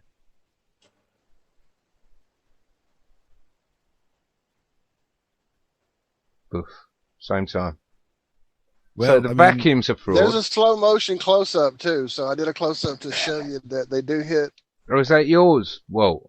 Yeah, that's mine. I Oh, did that wicked. while we were Well on done. the air a while ago. So we've done it. Brilliant. Go to the other one, Josh. So the It shows it up close. drop. Yeah, the other one's up close. But it's going to have to be Like- off a like the 100-foot spaghetti. building. It's going to be have to No, be I made. know, No. I know, I'm I know just all saying. the I'm crap we're taking gonna the hear, piss. right. I'm taking Yeah, the I piss. know. Trust me. It's going to have to be made of titanium. It's going to have to be absolutely All right, here we precision beveled. And that again is the point of the vacuum chamber. That removes That that is formula cool. we saw earlier, doesn't it? It removes the F equals D minus W It does. formula. Yeah. Which is whittled down to Yeah. weight versus minus drag, or drag minus weight, whatever it is. So, yeah. so what we're seeing is irrelevant of weight, right? Irrelevant of mass, Hmm. right? Shit falls at the same rate. Irrelevant. Right. Now, Yeah. Irrelevant. what do we know about gravity? We know that the bigger the mass, the greater the gravitational attraction. So they say, but that doesn't hold true. Well, Otherwise, that- the moon would orbit the sun. Well, like no, you no, said earlier. because that's Well- why the sun is orbited by all the smaller things. Otherwise, the sun might as well orbit the moon. So we've just shown that that's rubbish. Well, What? no, what this experiment to me shows is that irrespective of mass, stuff falls at the same rate to the ground. Hmm. And then the only thing that can impede that rate is viscosity of the thing it's falling through, whether that's air Would you on say? Everest, yeah, Sorry. or whether it's thick syrup, or whether it's Yeah. Walt's backyard. So Air. when you say mass, would you replace that with density? Could you? Does that still work? Surely. Yes, because those two objects that you see drop there have Are totally different density. Density. Absolutely. So So the thing Density is the thing that irrelevant. density isn't irrelevant. Density affects I the didn't things finish. in that is pulling it down, that is outside of physicality. So in terms of air thickness or viscosity of anything, they're the things that density and buoyancy affect. However, outside of that, some other force is acting. If Sure. we believe that gravity is that force, and the preponderance of gravity is that the bigger the mass, the greater the attraction, then a heavier thing should fall. If you listen to the stuff that you hear on TV, they propose that because that hammer has got a heavier mass than the feather, it takes more force to be applied initially, therefore it requires more inertia to be applied to start it falling to the ground. Now, if that was the case, the hammer would speed up and catch the feather up. All right, so that's the mainstream explanation disposed there in terms of that as well. So sorry, that was a side thought that just came to me. No worries. I have a dumb question, and this is what I do. I ask these dumb questions once in a while, but I just dropped a highlighter in a piece of paper, and let me tell you, the feather may be flawed to begin with, because the feather is supposed to tell you that it's going to float and kind of spindle down like a leaf, but it has weight. The feather goes down. Drop a hammer and a piece of paper. That is, I just did it right now. Completely different. The highlighter, boom, there it is. Every time the highlighter hits the floor before the piece of paper. But the piece of paper has A bigger aerodynamics to area. it. It has a much, much higher friction rate. Drop the highlighter and a paper clip. Okay. I'm doing it right now. One paper clip ready to go. Okay. Well, you may want to check your library videos. I don't think the close-up is the same one as the far away. Oof, that was much closer, John. Much closer. Mm-hmm. But then why What do happened, they, Josh? why do they make sorry. the video such a parody then with the feather and a hammer? Because they're so weighted differently. Why would they I've choose always thought that as well. Yeah, It was because it was a falcon feather. Then. It was a falcon feather, and falcon feathers are bloody huge anyway. So it's not like dropping your Tweety Pie feather, which is going to, zigzag left and right all the way down. Yeah, but But how many don't people forget knew the what's feather, a falcon feather? How many people? But forget know the that? feather. You use something like they said, use an aluminium ball and a gold ball, or a silver ball or an iron ball and a wooden ball. It's the same. They need to be the same size. Shape. They need to be the same shape. They need to be different densities. They need to be falling through the same medium of density. So Right. that So once you if get we follow that, that instead of formula- fucking about with hammers and feathers and bullshit So- like that, Could we not build a box that has a camera in the bottom and that the air temperature is good and put a couple of holes in the top, like 3 holes, so we could drop one steel ball, one wood ball, and one aluminum ball in Well, that controlled little case and then see what happens? Is that what you're... if that's the level you want to go to, then absolutely do it in an absolute vacuum. Do it. Guys, that experiment, all that experiment does is measure the effect that mass has on Density. rate of drop. And just rate of drop, that's all it does, because all you do, your differential there is the density of the object. The drag in that equation is exactly the same. So all you're doing is varying the weight. Okay, so all you demonstrate in that experiment. Hold on, we got weight, we got mass, we got density. We need to be more specific.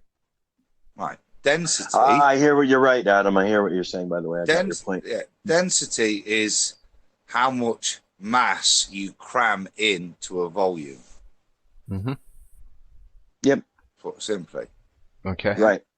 So what you're showing Much there, compress into a space, yeah. Yeah. Now, what the experiment should show, from what all science does state, is that the lighter ball should.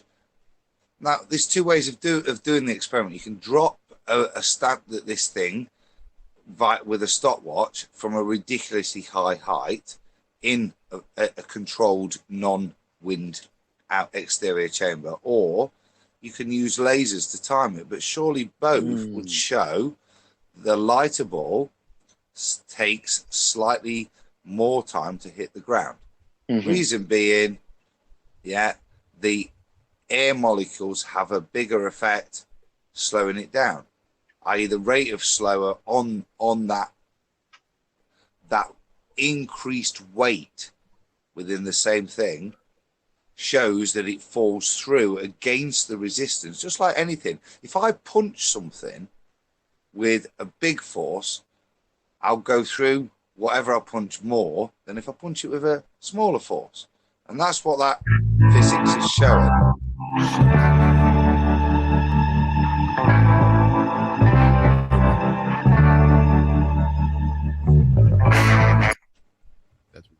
Like it. Is that the pertinent music for...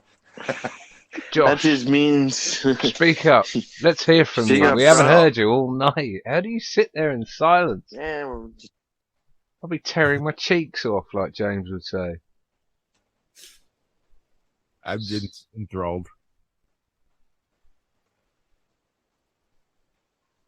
Man, No, we're all a listening few to you words. now.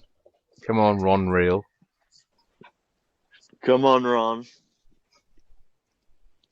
Show us why you're so Ron Real.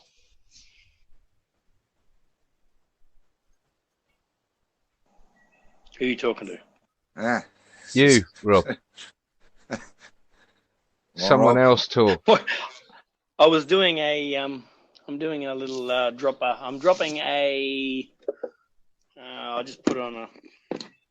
You're all fucking multitasking. That's what you're doing. You're all doing other shit. Probably doing the hoovering and cleaning. Washing the car, changing the battery. Do this, I'll do that. Oh, this is a good time. I'll go and read a fucking book. See this thing here?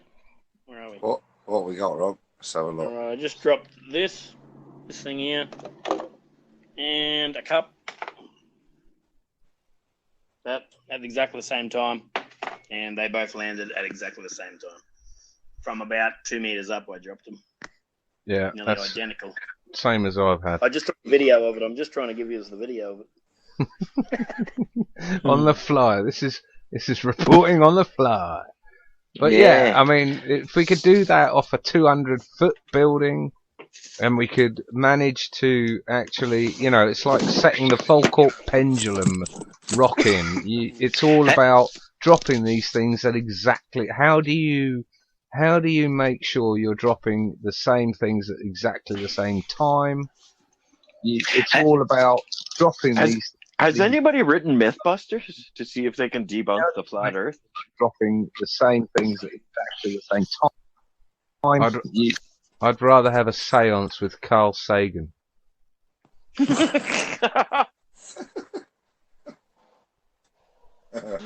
Not your cup of tea, eh, brother? Well, what's the point? They're talking about reflecting lasers off the moon because man's been there to put reflectors on the moon. When the Russians put reflectors on the moon, apparently years before without man. So, I mean, who gives a shit about Mythbusters? You might as well talk to the paleontologist and Rogan. That's true, and I did see their moon debunk, but it was about. I mean, I more said it because they can't. They won't. They'll falsify something or say something. Well, it'll be like Vsauce. You're right.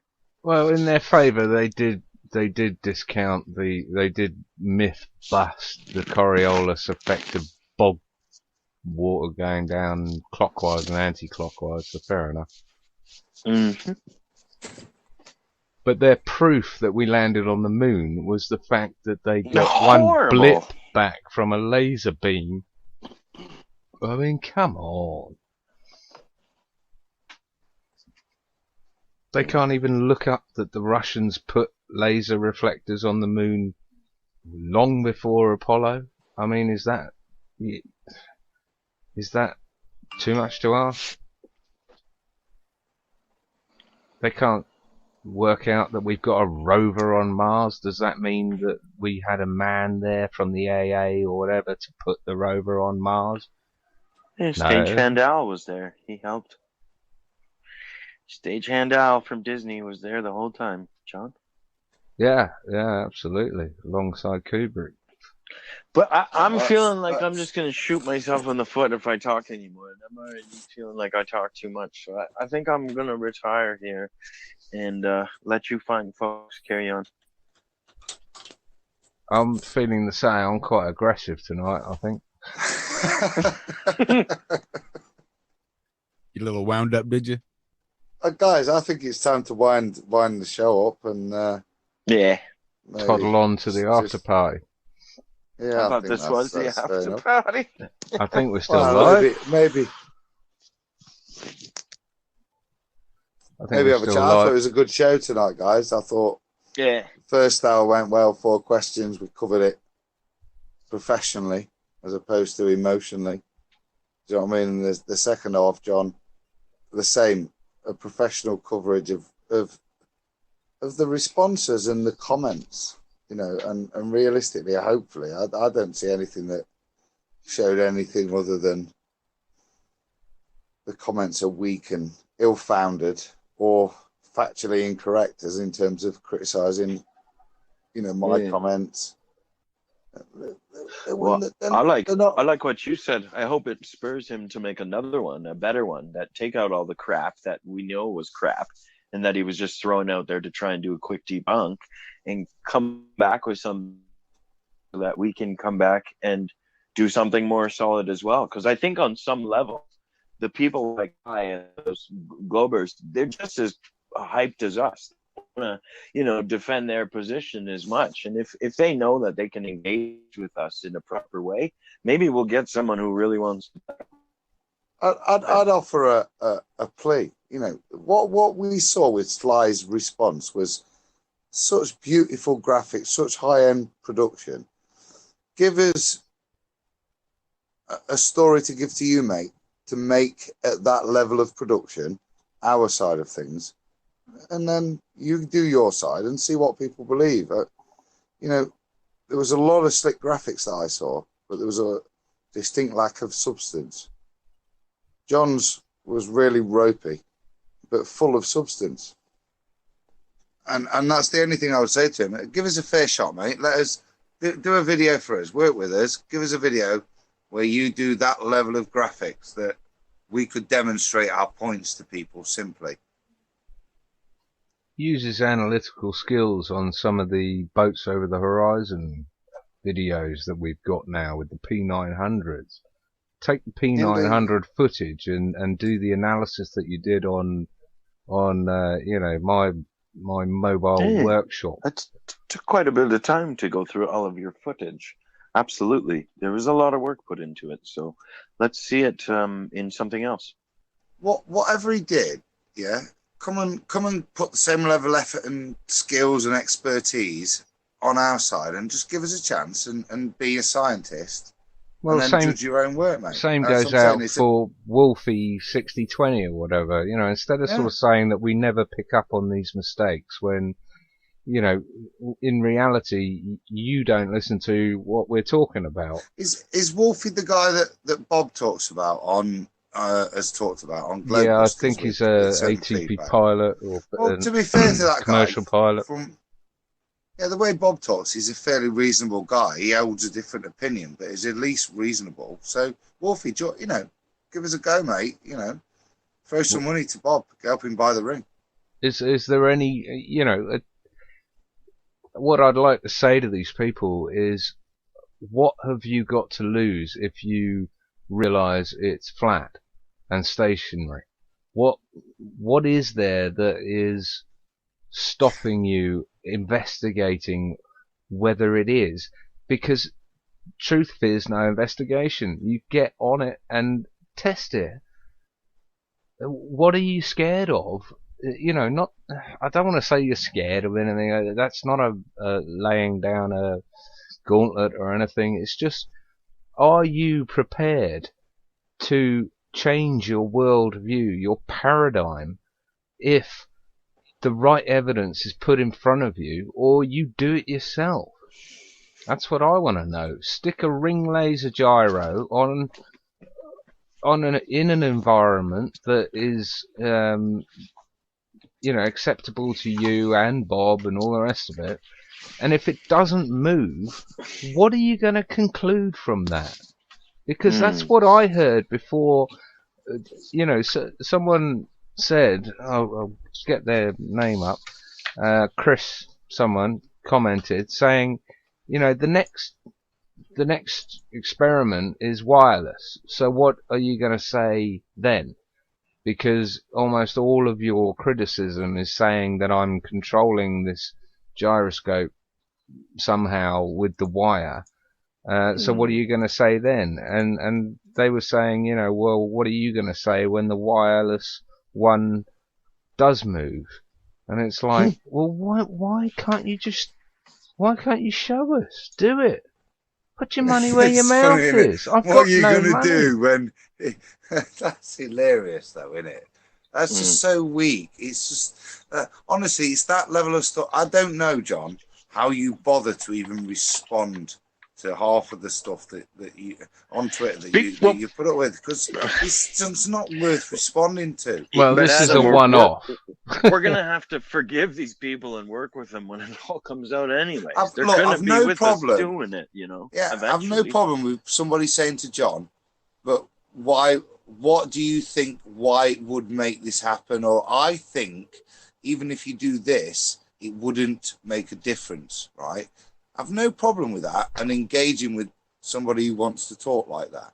But somebody who just is rocking in like that, even you can't have a reasonable conversation with them. So Most why of the are time, they you're there? correct. You can't have that reasonable conversation with that person. Yeah. But if you do it in a public format, Mhm. other reasonable people will see how reasonable you are being and Yep. go, well, maybe this crazy flat earth thing isn't as crazy as I thought it was. Because, I mean, I'm sure you all started out just like me trying to debunk the flat earth, and look at us all now.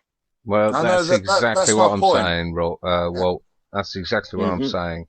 Is that I do these things because I want other people who are being asked the same questions or whatever to see what my reply is. It's entirely for the benefit of others. It's not for the baller that I'm arguing with or whatever. And Yeah. Never. shout out No. quickly John. to Chris Zar 579 on YouTube. Spot on, whoever you are. Mm. John, that's what I'm saying, mate. I respect the energy and the ability to keep responding to people. What I'm saying is I couldn't do it. I can't But even. I think it's admirable the way you're able to respond in the volume and the effort that you put in, mate. Is what I'm saying, and I think a lot of Cheers, your Twitter eh? followers will recognise that. And I'm just Mm. saying, fair play, mate. I couldn't do it, and But that's respect why that. we're all different, Adam, and that's why we're Yeah. a group here, a group of 6 who each bring different things to the table. And I'd also like to just add that Twitter is a very underutilized space in terms of, everybody goes deeper into the YouTube videos. Yeah. And the thing about I like about the Iron Realm is we've started on Twitter. We carry on Twitter. And if any of our listeners want to get a hold of us, if they want to chat, they want to engage, we're always on Twitter. So that is a good place to engage with us. I think that's a good time to go around Yes, the sir, table James. and tell people how to get in contact with us if they're on Twitter. Absolutely. I will start. I'm James, the Full Armor OG, and you can get me at the Full Armor OG. All right. I'm John Savage. You can get me at SwearyG. That's SwearyG on Twitter. Walt. I am Walt, also known as Flat Earth Head, but my @ is Facebones777 on Twitter. Josh. This is real creative. I'm Josh. Last name is Corey. I have like 3 first names. My Twitter is at JRCorey77. So, yeah. And Rob. Rob Schwarzenegger. You'll get me Rob_Freddy. Yeah, you'll if you try and follow me and you're a troll, I'll block you. If you call me names, I'll block you. That's fair. That's totally fair. I don't put up with it. So yeah. If you send me porn, I'll block you. Rob's our bulldog, or rather, He's our what's the Aussie dog? fixer. Dingo. Dingo. Cattle dog. Rob's our dingo. Tasmanian devil. Tasmanian devil. Yeah, that's more like it. He's I our think dingo is a bit nasty, John. scrap the odd Nasty dingo. thing to say to me. Oh, I'm sorry, mate. Oh. I have a dog that looks just like a dingo. I want a Black. dingo. A dingo took my baby. Take your Dingo baby. at my baby. They don't bark, do they? Oh, they bark. Do they? Go Yes. eat your I face think off. they howl. They howl, actually. Do they? I thought dingoes were barkless, or am I thinking of something else? Yeah, Tasmanian devil? You are way off the mark on that. Okay. but that's okay. Didn't Max have a dingo? Max Headroom? No. Max on the Run Road, Furious, Hellfire. What was his name? Man. Mad Man. Max. That's the one. Didn't he have a No, dingo? that was a blue healer. A blue healer, yes. Blue healer. Ah. I had one. They're a great breed. Cattle Amazing dog, isn't it? dogs. Cattle Yeah, dog. they're they're- lovely. Amazing dogs. A Yeah. blue heeler mixed with an Australian Shepherd, incidentally enough. Mm. That's nice. Mel Gibson is also Australian. Someone's eating a We've bag of we've got a few more nuts. watching now, team. Adam. We've got a few Sorry? more watching. Jameer's in there again.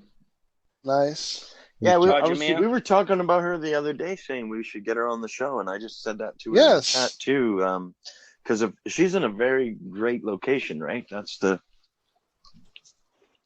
one of the neat things I thought. Should we put the We'll tell link them the out story. so anyone can join? That'd be a Google. Yes, Yeah. it's out there. Good shout. We might maybe get a globalist, a global list. Anybody? I want to speak to Ravenlocks because I've followed her for years before I've seen her. She was linked with you guys, you know. I want to speak to Ravenlocks. Yeah, I agree. Actually, we could get a couple. That's a question I've been asked in my own family, and I don't really know how to answer it. So I'm going to table it here to the realm, the Knights of the Realm here. Let's see, why is it that there is a lot of mainly, and I don't want to come off wrong here, but not a lot of women and a lot of white older males that are seeming to propagate a lot of this movement. And that was a serious question I was thrown, and I was like, I haven't really thought about it. I don't even know if that's accurate, but I'll look into it. I wouldn't say it's accurate. No, nor me. Okay. I think. All right. I've got numerous female flat Earth friends. Yep, I have a lot on there as well. I think into flat Earth and Now, getting them vocal, that's the being difference. aware of is, and then broadcasting are two different things. Yeah, and that's why. I mean, the person that asked me said, "Well, how come the first people were all white men, like Eric Dubé, Mark Sargent, You this don't is wanna wear white, 'cause- Morgoth, Jeranism?" It's like someone saying why are all flat earthers Bible believers? It's just bullshit. It's assumption. Nonsense. We don't even know how many White men. flat earthers there are. White men can't jump. Yeah. But it's the same. It's just assumption, and back that statement up or bugger off and stop shit stirring. But see, Yeah, that's that's what not happens. true. And I get thrown off by it, and I don't know how to answer. But it would be White in my men- own head. It would be nice to see some women doing shows, like Adam said, actually taking it further. Well, Girl power. you've got That's what we need. Patricia Steer. It's- You've got It's only Patricia. Okay, You- but who else, John? If we're going to be fair, and go yeah, down you've this got road. Patricia Who else? Steer. You've got that Yeah. that blonde girl, gorgeous Okay, looking that's blonde it. girl. You've And that got redhead. I reckon The I reckon redhead. 20 or 30 to 1 men to women. Yeah, at it's. least. Thank you. That's what I'm At just trying least. to say. Yeah. Name me a subject that isn't. Maybe it's just blokes are more outspoken and Dishwashing. quicker Dishwashing? to. Why is that funny? Most dishwashers I know, Cosmetics. I've been in. Hold on, Josh. Ironing, you're in ironing. catering, Josh. How many dishwashers have you known that have been female? Very few. Very few. And I know as a dishwasher in a restaurant and a sous chef and a chef de partie and head chef that I don't remember ever having a female dishwasher. All I know is, according You know to my why? wife, Because we do a better if- job. if you'd have been put- No I was going to comment. say the complete opposite. I'm completely told every time my work is substandard. So you maybe should have been better off employing less women with greater output. Can I say this is just the difference between a home kitchen and a commercial kitchen? Yep. Absolutely. And I am only joking. Oh Yeah. no, you are. Yeah, I am only joking. And I want to add a disclaimer. Like, this isn't my thoughts. I'm just repeating a question that threw me off guard because I hadn't thought about it. So don't take my opinions as this is what I believe. I was just putting it out there. Yeah, Somebody we're going to asked me a hang you question, for that, I James. didn't know an answer because, I mean, well, the first thing they said was true. I mean, Eric Dubé, Mark Sargent, Jaronism, what's that other bloke's name? The Morgile. Okay, let's Matt think of how Fowler many and- black flat earthers we know. Tons. I actually know a lot. Tons, of course. Yeah. You got Dave, Dave Murphy. just You like got Show Me the black, Curve. You got Brother Sanchez. Brother Sanchez. Dr. let's- Zach, isn't he? I've spoke to Dr. Zach. I have no idea what No, creed I don't. or European, whatever he is. Turkish. Does it matter? No, No, that's fucking the whole matter. point. That was It's the about to be whole my question, male, It Adam. didn't matter to me when I emailed him. the whole Oh, male, matter. female, the whole black, white, the whole yellow, green. Who Mm-hmm. gives a shit? No one gives a shit, and the only people that do are the ones that are bringing it up and Do you wanna causing know why? shit. What about Kyrie? Because I got mad. Kyrie, what about Why? B.O.B.? Mm. I mean, fuck off. We're all white, male, bollocks. Actually, Absolute rubbish. Yeah, I James. would What a ask. stupid question, James. I would They ask the propositioned it. question, Sorry, go ahead, What Adam. colour? What colour are all the people that ask those stupid fuckwit questions? I bet they're all white middle class libtards. Probably more Yes, than sir. likely. But if we, Bang, right on, Adam. I mean, what Nailed nationality it. are you, Adam? Well, I'm English, mate. And your parents? They were English. My wife's Scottish. My Mm. children are English because they were born in England. Haven't Yeah, you got and- Italian in you? Well, No, if that's we me. go back, to grandparents, then yeah, we go back there. So Mine two are working class generations. miners. We're just the progeny of Viking rape. mate, is We my family, if we you are wanna know the truth. all basically mongrels. I'm going to Yeah, we're incendiary We're this. British. I'm The going to throw British, bombs. as a nation, are all total mongrels. I'll tell you The why. only true race were ginger. Sorry, that's a bit. Okay, taxi for Adam. Yes, no. Well, to be fair, they're Atlanteans and they are ginger, and that's what was bred out of this. You mentioned the G word, Adam. Good grief. I'm telling you, You might as well there's a mention the resurgence. J word. There's a resurgence of the ginger gene, right? It's coming back. I'm telling you. I've seen it in my Yep. beard. It I've seen is. it in my beard. Mm. I've seen it in my dog. I'm only So kidding. to take it a step further, so I pounded I hounded the person for an answer, right, as to why, and here's where the thinking came from, and it is so flawed that the elites that control the world. Okay, so I mean, some of us have spoken on air about these types of things, like Khazarians and certain groups or whatever. It's the understanding that they're in power of the world. So they had drawn the parallel. Well, seems to be a bunch of old white pricks running all the economics and the Federal Reserves and the this and the that and the Illuminati. So why wouldn't they do a psyop and bring it out with white people? And that is the ridiculousness of the whole story. Yep. Hey, I just put a photo of me and my family in chat. Josh, you better check it out before you post it. Okay.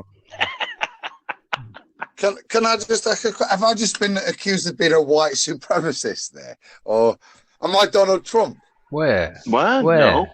Where? Well, from the accusation of that statement What is to statement? imply the statement about who is the creed and colour and gender of those that are flat earthers. That statement would Apparently imply that there's some Apparently, you weren't here planned- for an early show, Adam, where we were vehemently attacked for our racial profiling or whatever you want to call it. Yeah, we've already had that called out against us, although That's it's completely hilarious, isn't it? unfounded and ridiculous. I mean, as we've all stated, we have many people on Twitter that.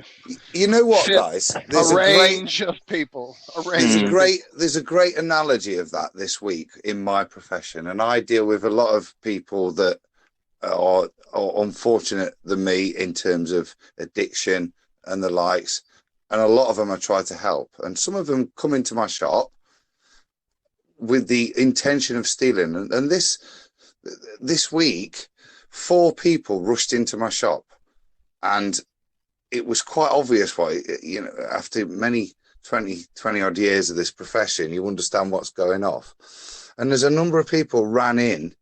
One of them ran straight up to me. Oh, I need help with my skin. Can you come in here and can I come into consultation? There's the other 3.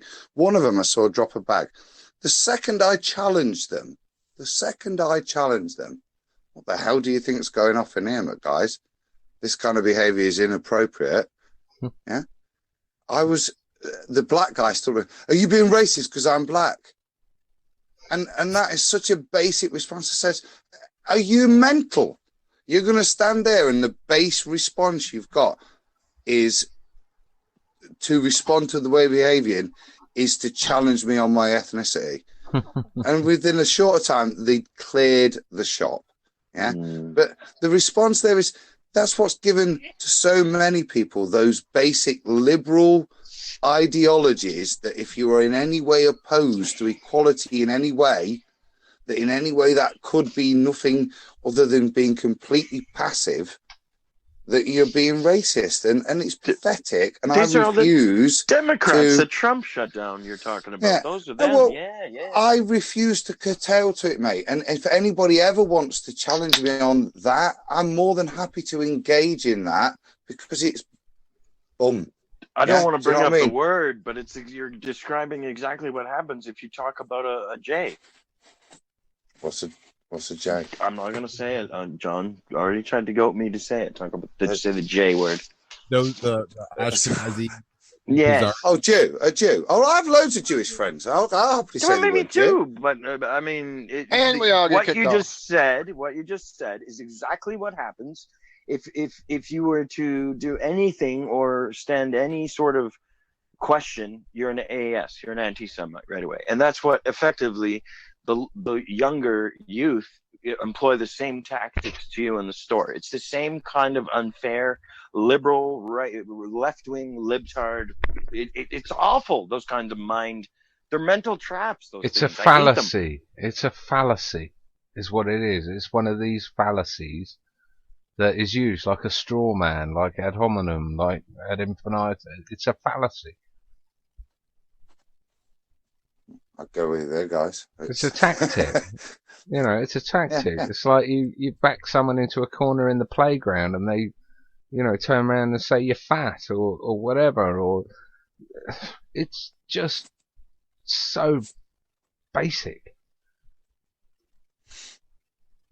We've been programmed for knee-jerk reactions to these things. That's what it's all about.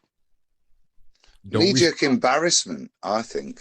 Not reactions, embarrassment, fear to be labelled is what I would suggest we've been programmed with. Politically correct. Yeah, those of us that can move past it and see the programming, it was as powerful don't fall as to it. We just see it. Conspiracy theorist. Politically correct is the next one. You can't call, I can't even say the words because it's all it's going to trigger it's going to trigger anyone listening. You can't say these words.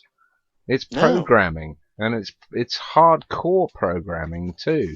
And Flat Earth is just one of those programs that instigates immediate, hostile violence, basically. It's really deep. Adam, you can speak to that. I mean, the psychological warfare aspect of turning our own instincts and the need to be included in groups and peers and then flipping it against us so that, it's really mean.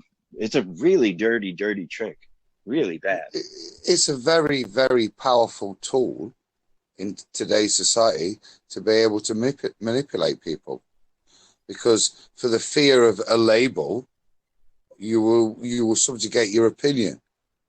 That's not free speech, is it? Because you're so scared of being called racist, sexist, homophobic, anti-GBLE, whatever. Do you know what I mean? Whatever it is, you're so scared, even to the point that I see in America now, people are so scared of having that label attached to them that they'll tolerate grown men in a dress going into the ladies' locker room. I don't know how true that is, but there's a level of cartoon humor in that. That's accurate, and that's unfortunately where it is. Everything is so bloody and cindery now, and PC, politically correct, and accepting, and all these things that, But we're so scared of a label, we've forgotten what is right and wrong. But clinically, if you repeatedly take those opportunities as a person in your psyche and you go against what your morals and your beliefs are, it knocks you down mentally in a way that you could never hurt yourself. It really does, subconsciously. If you consistently go against what you know is right, because so I look at it like when you were younger, if people were bullying one guy and you were there and you wanted to do something but you didn't, this is the same kind of thing they're using against us, and it's just it makes me. I'm off my pot now. It's playground stuff, isn't it? It's just playground mentality that we should be long over. But the problem is that we're children in adults' bodies. The way we've been educated. That's literally all we are. Look at politics, Adam. I know you follow the Trump a bit, and so do I, just for kicks. But so the whole left side was all about in arms, like this guy met with the Russians and he needs to resign. And then some people on the left found 2 pictures of the Democrats meeting with the Russians. I don't get that shit, right? As a British person, right? So what? I don't understand what the Russians are supposed to have done. But even if they did, forget the fucking Russians. Hillary Clinton was being financed by the same people that finance ISIS. It is not a correction of interest required there. I don't know what the Russians did. What did they do? Ring everybody in America and say, vote Trump, vote Trump. Vote Trump. You will vote Trump. What did I don't even know, dude. Why was your mind corrupted by the Russians? Did they send you vodka? What did they do? What do you to blame for Hillary's loss? I think. But there's people out there that go, "Oh yeah, the Russians did it. The Russians were involved," and they think, "What do these people think the Russians did?" Is what I'm asking. What did they do? They meddled with the whatchamacallit. What was the claim, Josh? The voting. The voting, the comrades have the way to get in the system and change the votes, and so many votes went to people who should not have gotten the votes, comrade. Like George Soros hasn't. Right. So what did they do? They did things. They didn't do anything. It's just the boogeyman of the week. Nothing 25, 30 years. So it's time to shake the Russian boogeyman stick up in the air for everybody for a while. It started with them saying Trump did business in Russia. Then when Trump started gaining traction, he was friends with Putin. Then it started that he is in ties with Putin. Then as he continued lose, then now it's the Russians interfered. It's all a big cover story, Adam. It's a cover story for Hillary. We had a lovely thing this week on. I always keep abreast of Newsnight and stuff like that, BBC News, and for a good 40 seconds, Newsnight covered the Trump vodka advert because it was a mix of the word Trump in a Russian style, a Russian kind of communist style, with music and profit, and they showed that whole advert, the promotional advert. So it's so clearly great. But as I say, there's absolutely nothing that I've heard of any substance that tells me what's he done to make you guys are American. How did the Russians affect your vote? What happened? Josh, and Walt. You see that you got Russian programming switched them off. Vote. So yeah, we got 2 Americans. I'm really not the one to ask that question. I don't see how that was something that they could have influenced. Strengthen my resolve that I don't need a leader. Yeah. Yeah. Well, you're not talking anarchy, Josh, are you?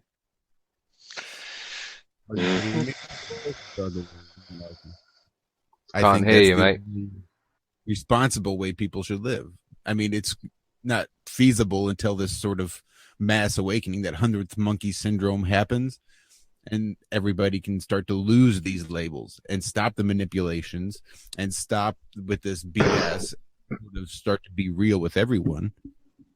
Once that happens and people can take responsibility for their own actions, I think then anarchy would be possible. So how does that come about, Josh? Where have we got to go from here to get to there? That's a fabulous question. Again, just like everything else, just like the flat earth, I think it's going to be different for everybody. Yeah. I don't know if it's a 2012 reverberation of this mass awakening, and that's sort of where the flat earth is coming from, and these are all just sort of things that have been already been set in motion. Do you think we've reached the do you think we've reached critical mass? Do you think, we're at the tip of the wave and that there's no stopping it now, or can it be quashed? I think the only thing that really can stop any of this at this point is their big end game, whatever that is. And we all know the speculations there are rampant and numerous, but it would have to be something major. I mean, literally rounding up folks to camps at this point would take that level, I think. Do you not think on a street by street basis that the way they have it set up right now, that, they control the media, they control your food, your air, your water, everything, that it would literally be a case of a UN truck or a neutral coloured truck pulling up in your street, rounding people up into the bus, and they're off? How many people do you think would resist that in your street? Because I suspect I would be the only one. Oh, yeah, they wouldn't have a clue until they literally were dragged to the truck, kicking and screaming what was going on. Most people, you're right. And part two, how many would care? That they are. Yeah, sorry, I lost my train of thought there. I've got a point to add to that, John. In terms of, you say that now, things have to get to a point where the population is controlled sufficiently for that to be able to happen. And one of the things that I've noticed in some of the, and again, like I say, I am following it because I think it's of real interest, the executive orders that Trump's making and stuff at the moment. And one of the things I saw is he repealed a lot of the water acts so that all of the groundwaters and things that came under federal legislation, even to the bureaucracy of puddles, has been repealed. Now, if you're going to control a population, you have to have the water supply. Mm-hmm. And if the countryside can have their own water supply from streams, on land water, then they're much harder to control. And I'm not a Trump believer he's some kind of golden messiah. No, but I know. Like I say, I am watching what he's doing with interest and following the implications of the legislation. And that one, I thought from a population control point of view was opposite to I think what had been set up. You watch people and you judge them by their fruits, no matter what the gossip and the assumptions are in the background. You've got to judge people by their fruits. Yeah, including. I've heard that somewhere, John. I've heard that somewhere. Where have you heard that? I wonder. But, Rob, do you know? What's that? That phrase is fucking wise.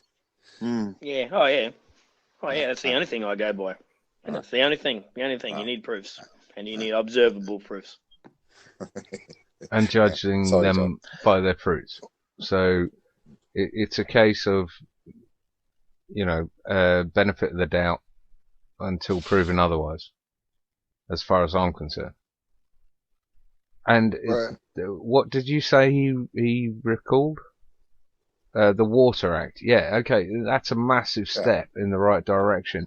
It would be like the UK government giving back the right to bear arms to the people. Now, if I saw that happening, then I would say we're on the right path. But I don't see that happening. I see them introducing fluoride into the water system. I see still chemtrails running over every day or every other day. I'm not seeing that sort of thing. But yeah, you're absolutely right. For Trump to repeal water laws is a step in the right direction, if that is indeed what it actually is, because the devil's always in the detail. Exactly. Yeah, and we know that we know that Obama did things to make America weaker, right? I mean, can we all agree on that? Like, he did a lot of things that leaded to other countries getting the better of us. If that's not propaganda, I'm trying not to make it. I don't think anything has got better over the last 3 decades. I don't think that, frankly, that matters whether it made you better or not. The issue with America is the use of American resources and military power to march across the world and instigate a global elites agenda. That's the issue with America. Whether America will be rich again when it's honest again, when it's true again, and it's not controlled, just like Britain. We are as guilty. We're your moral conscience that stands up in front of the world and says, yep, it's okay because the British say it's all right. So America, go fucking bomb the shit out of them.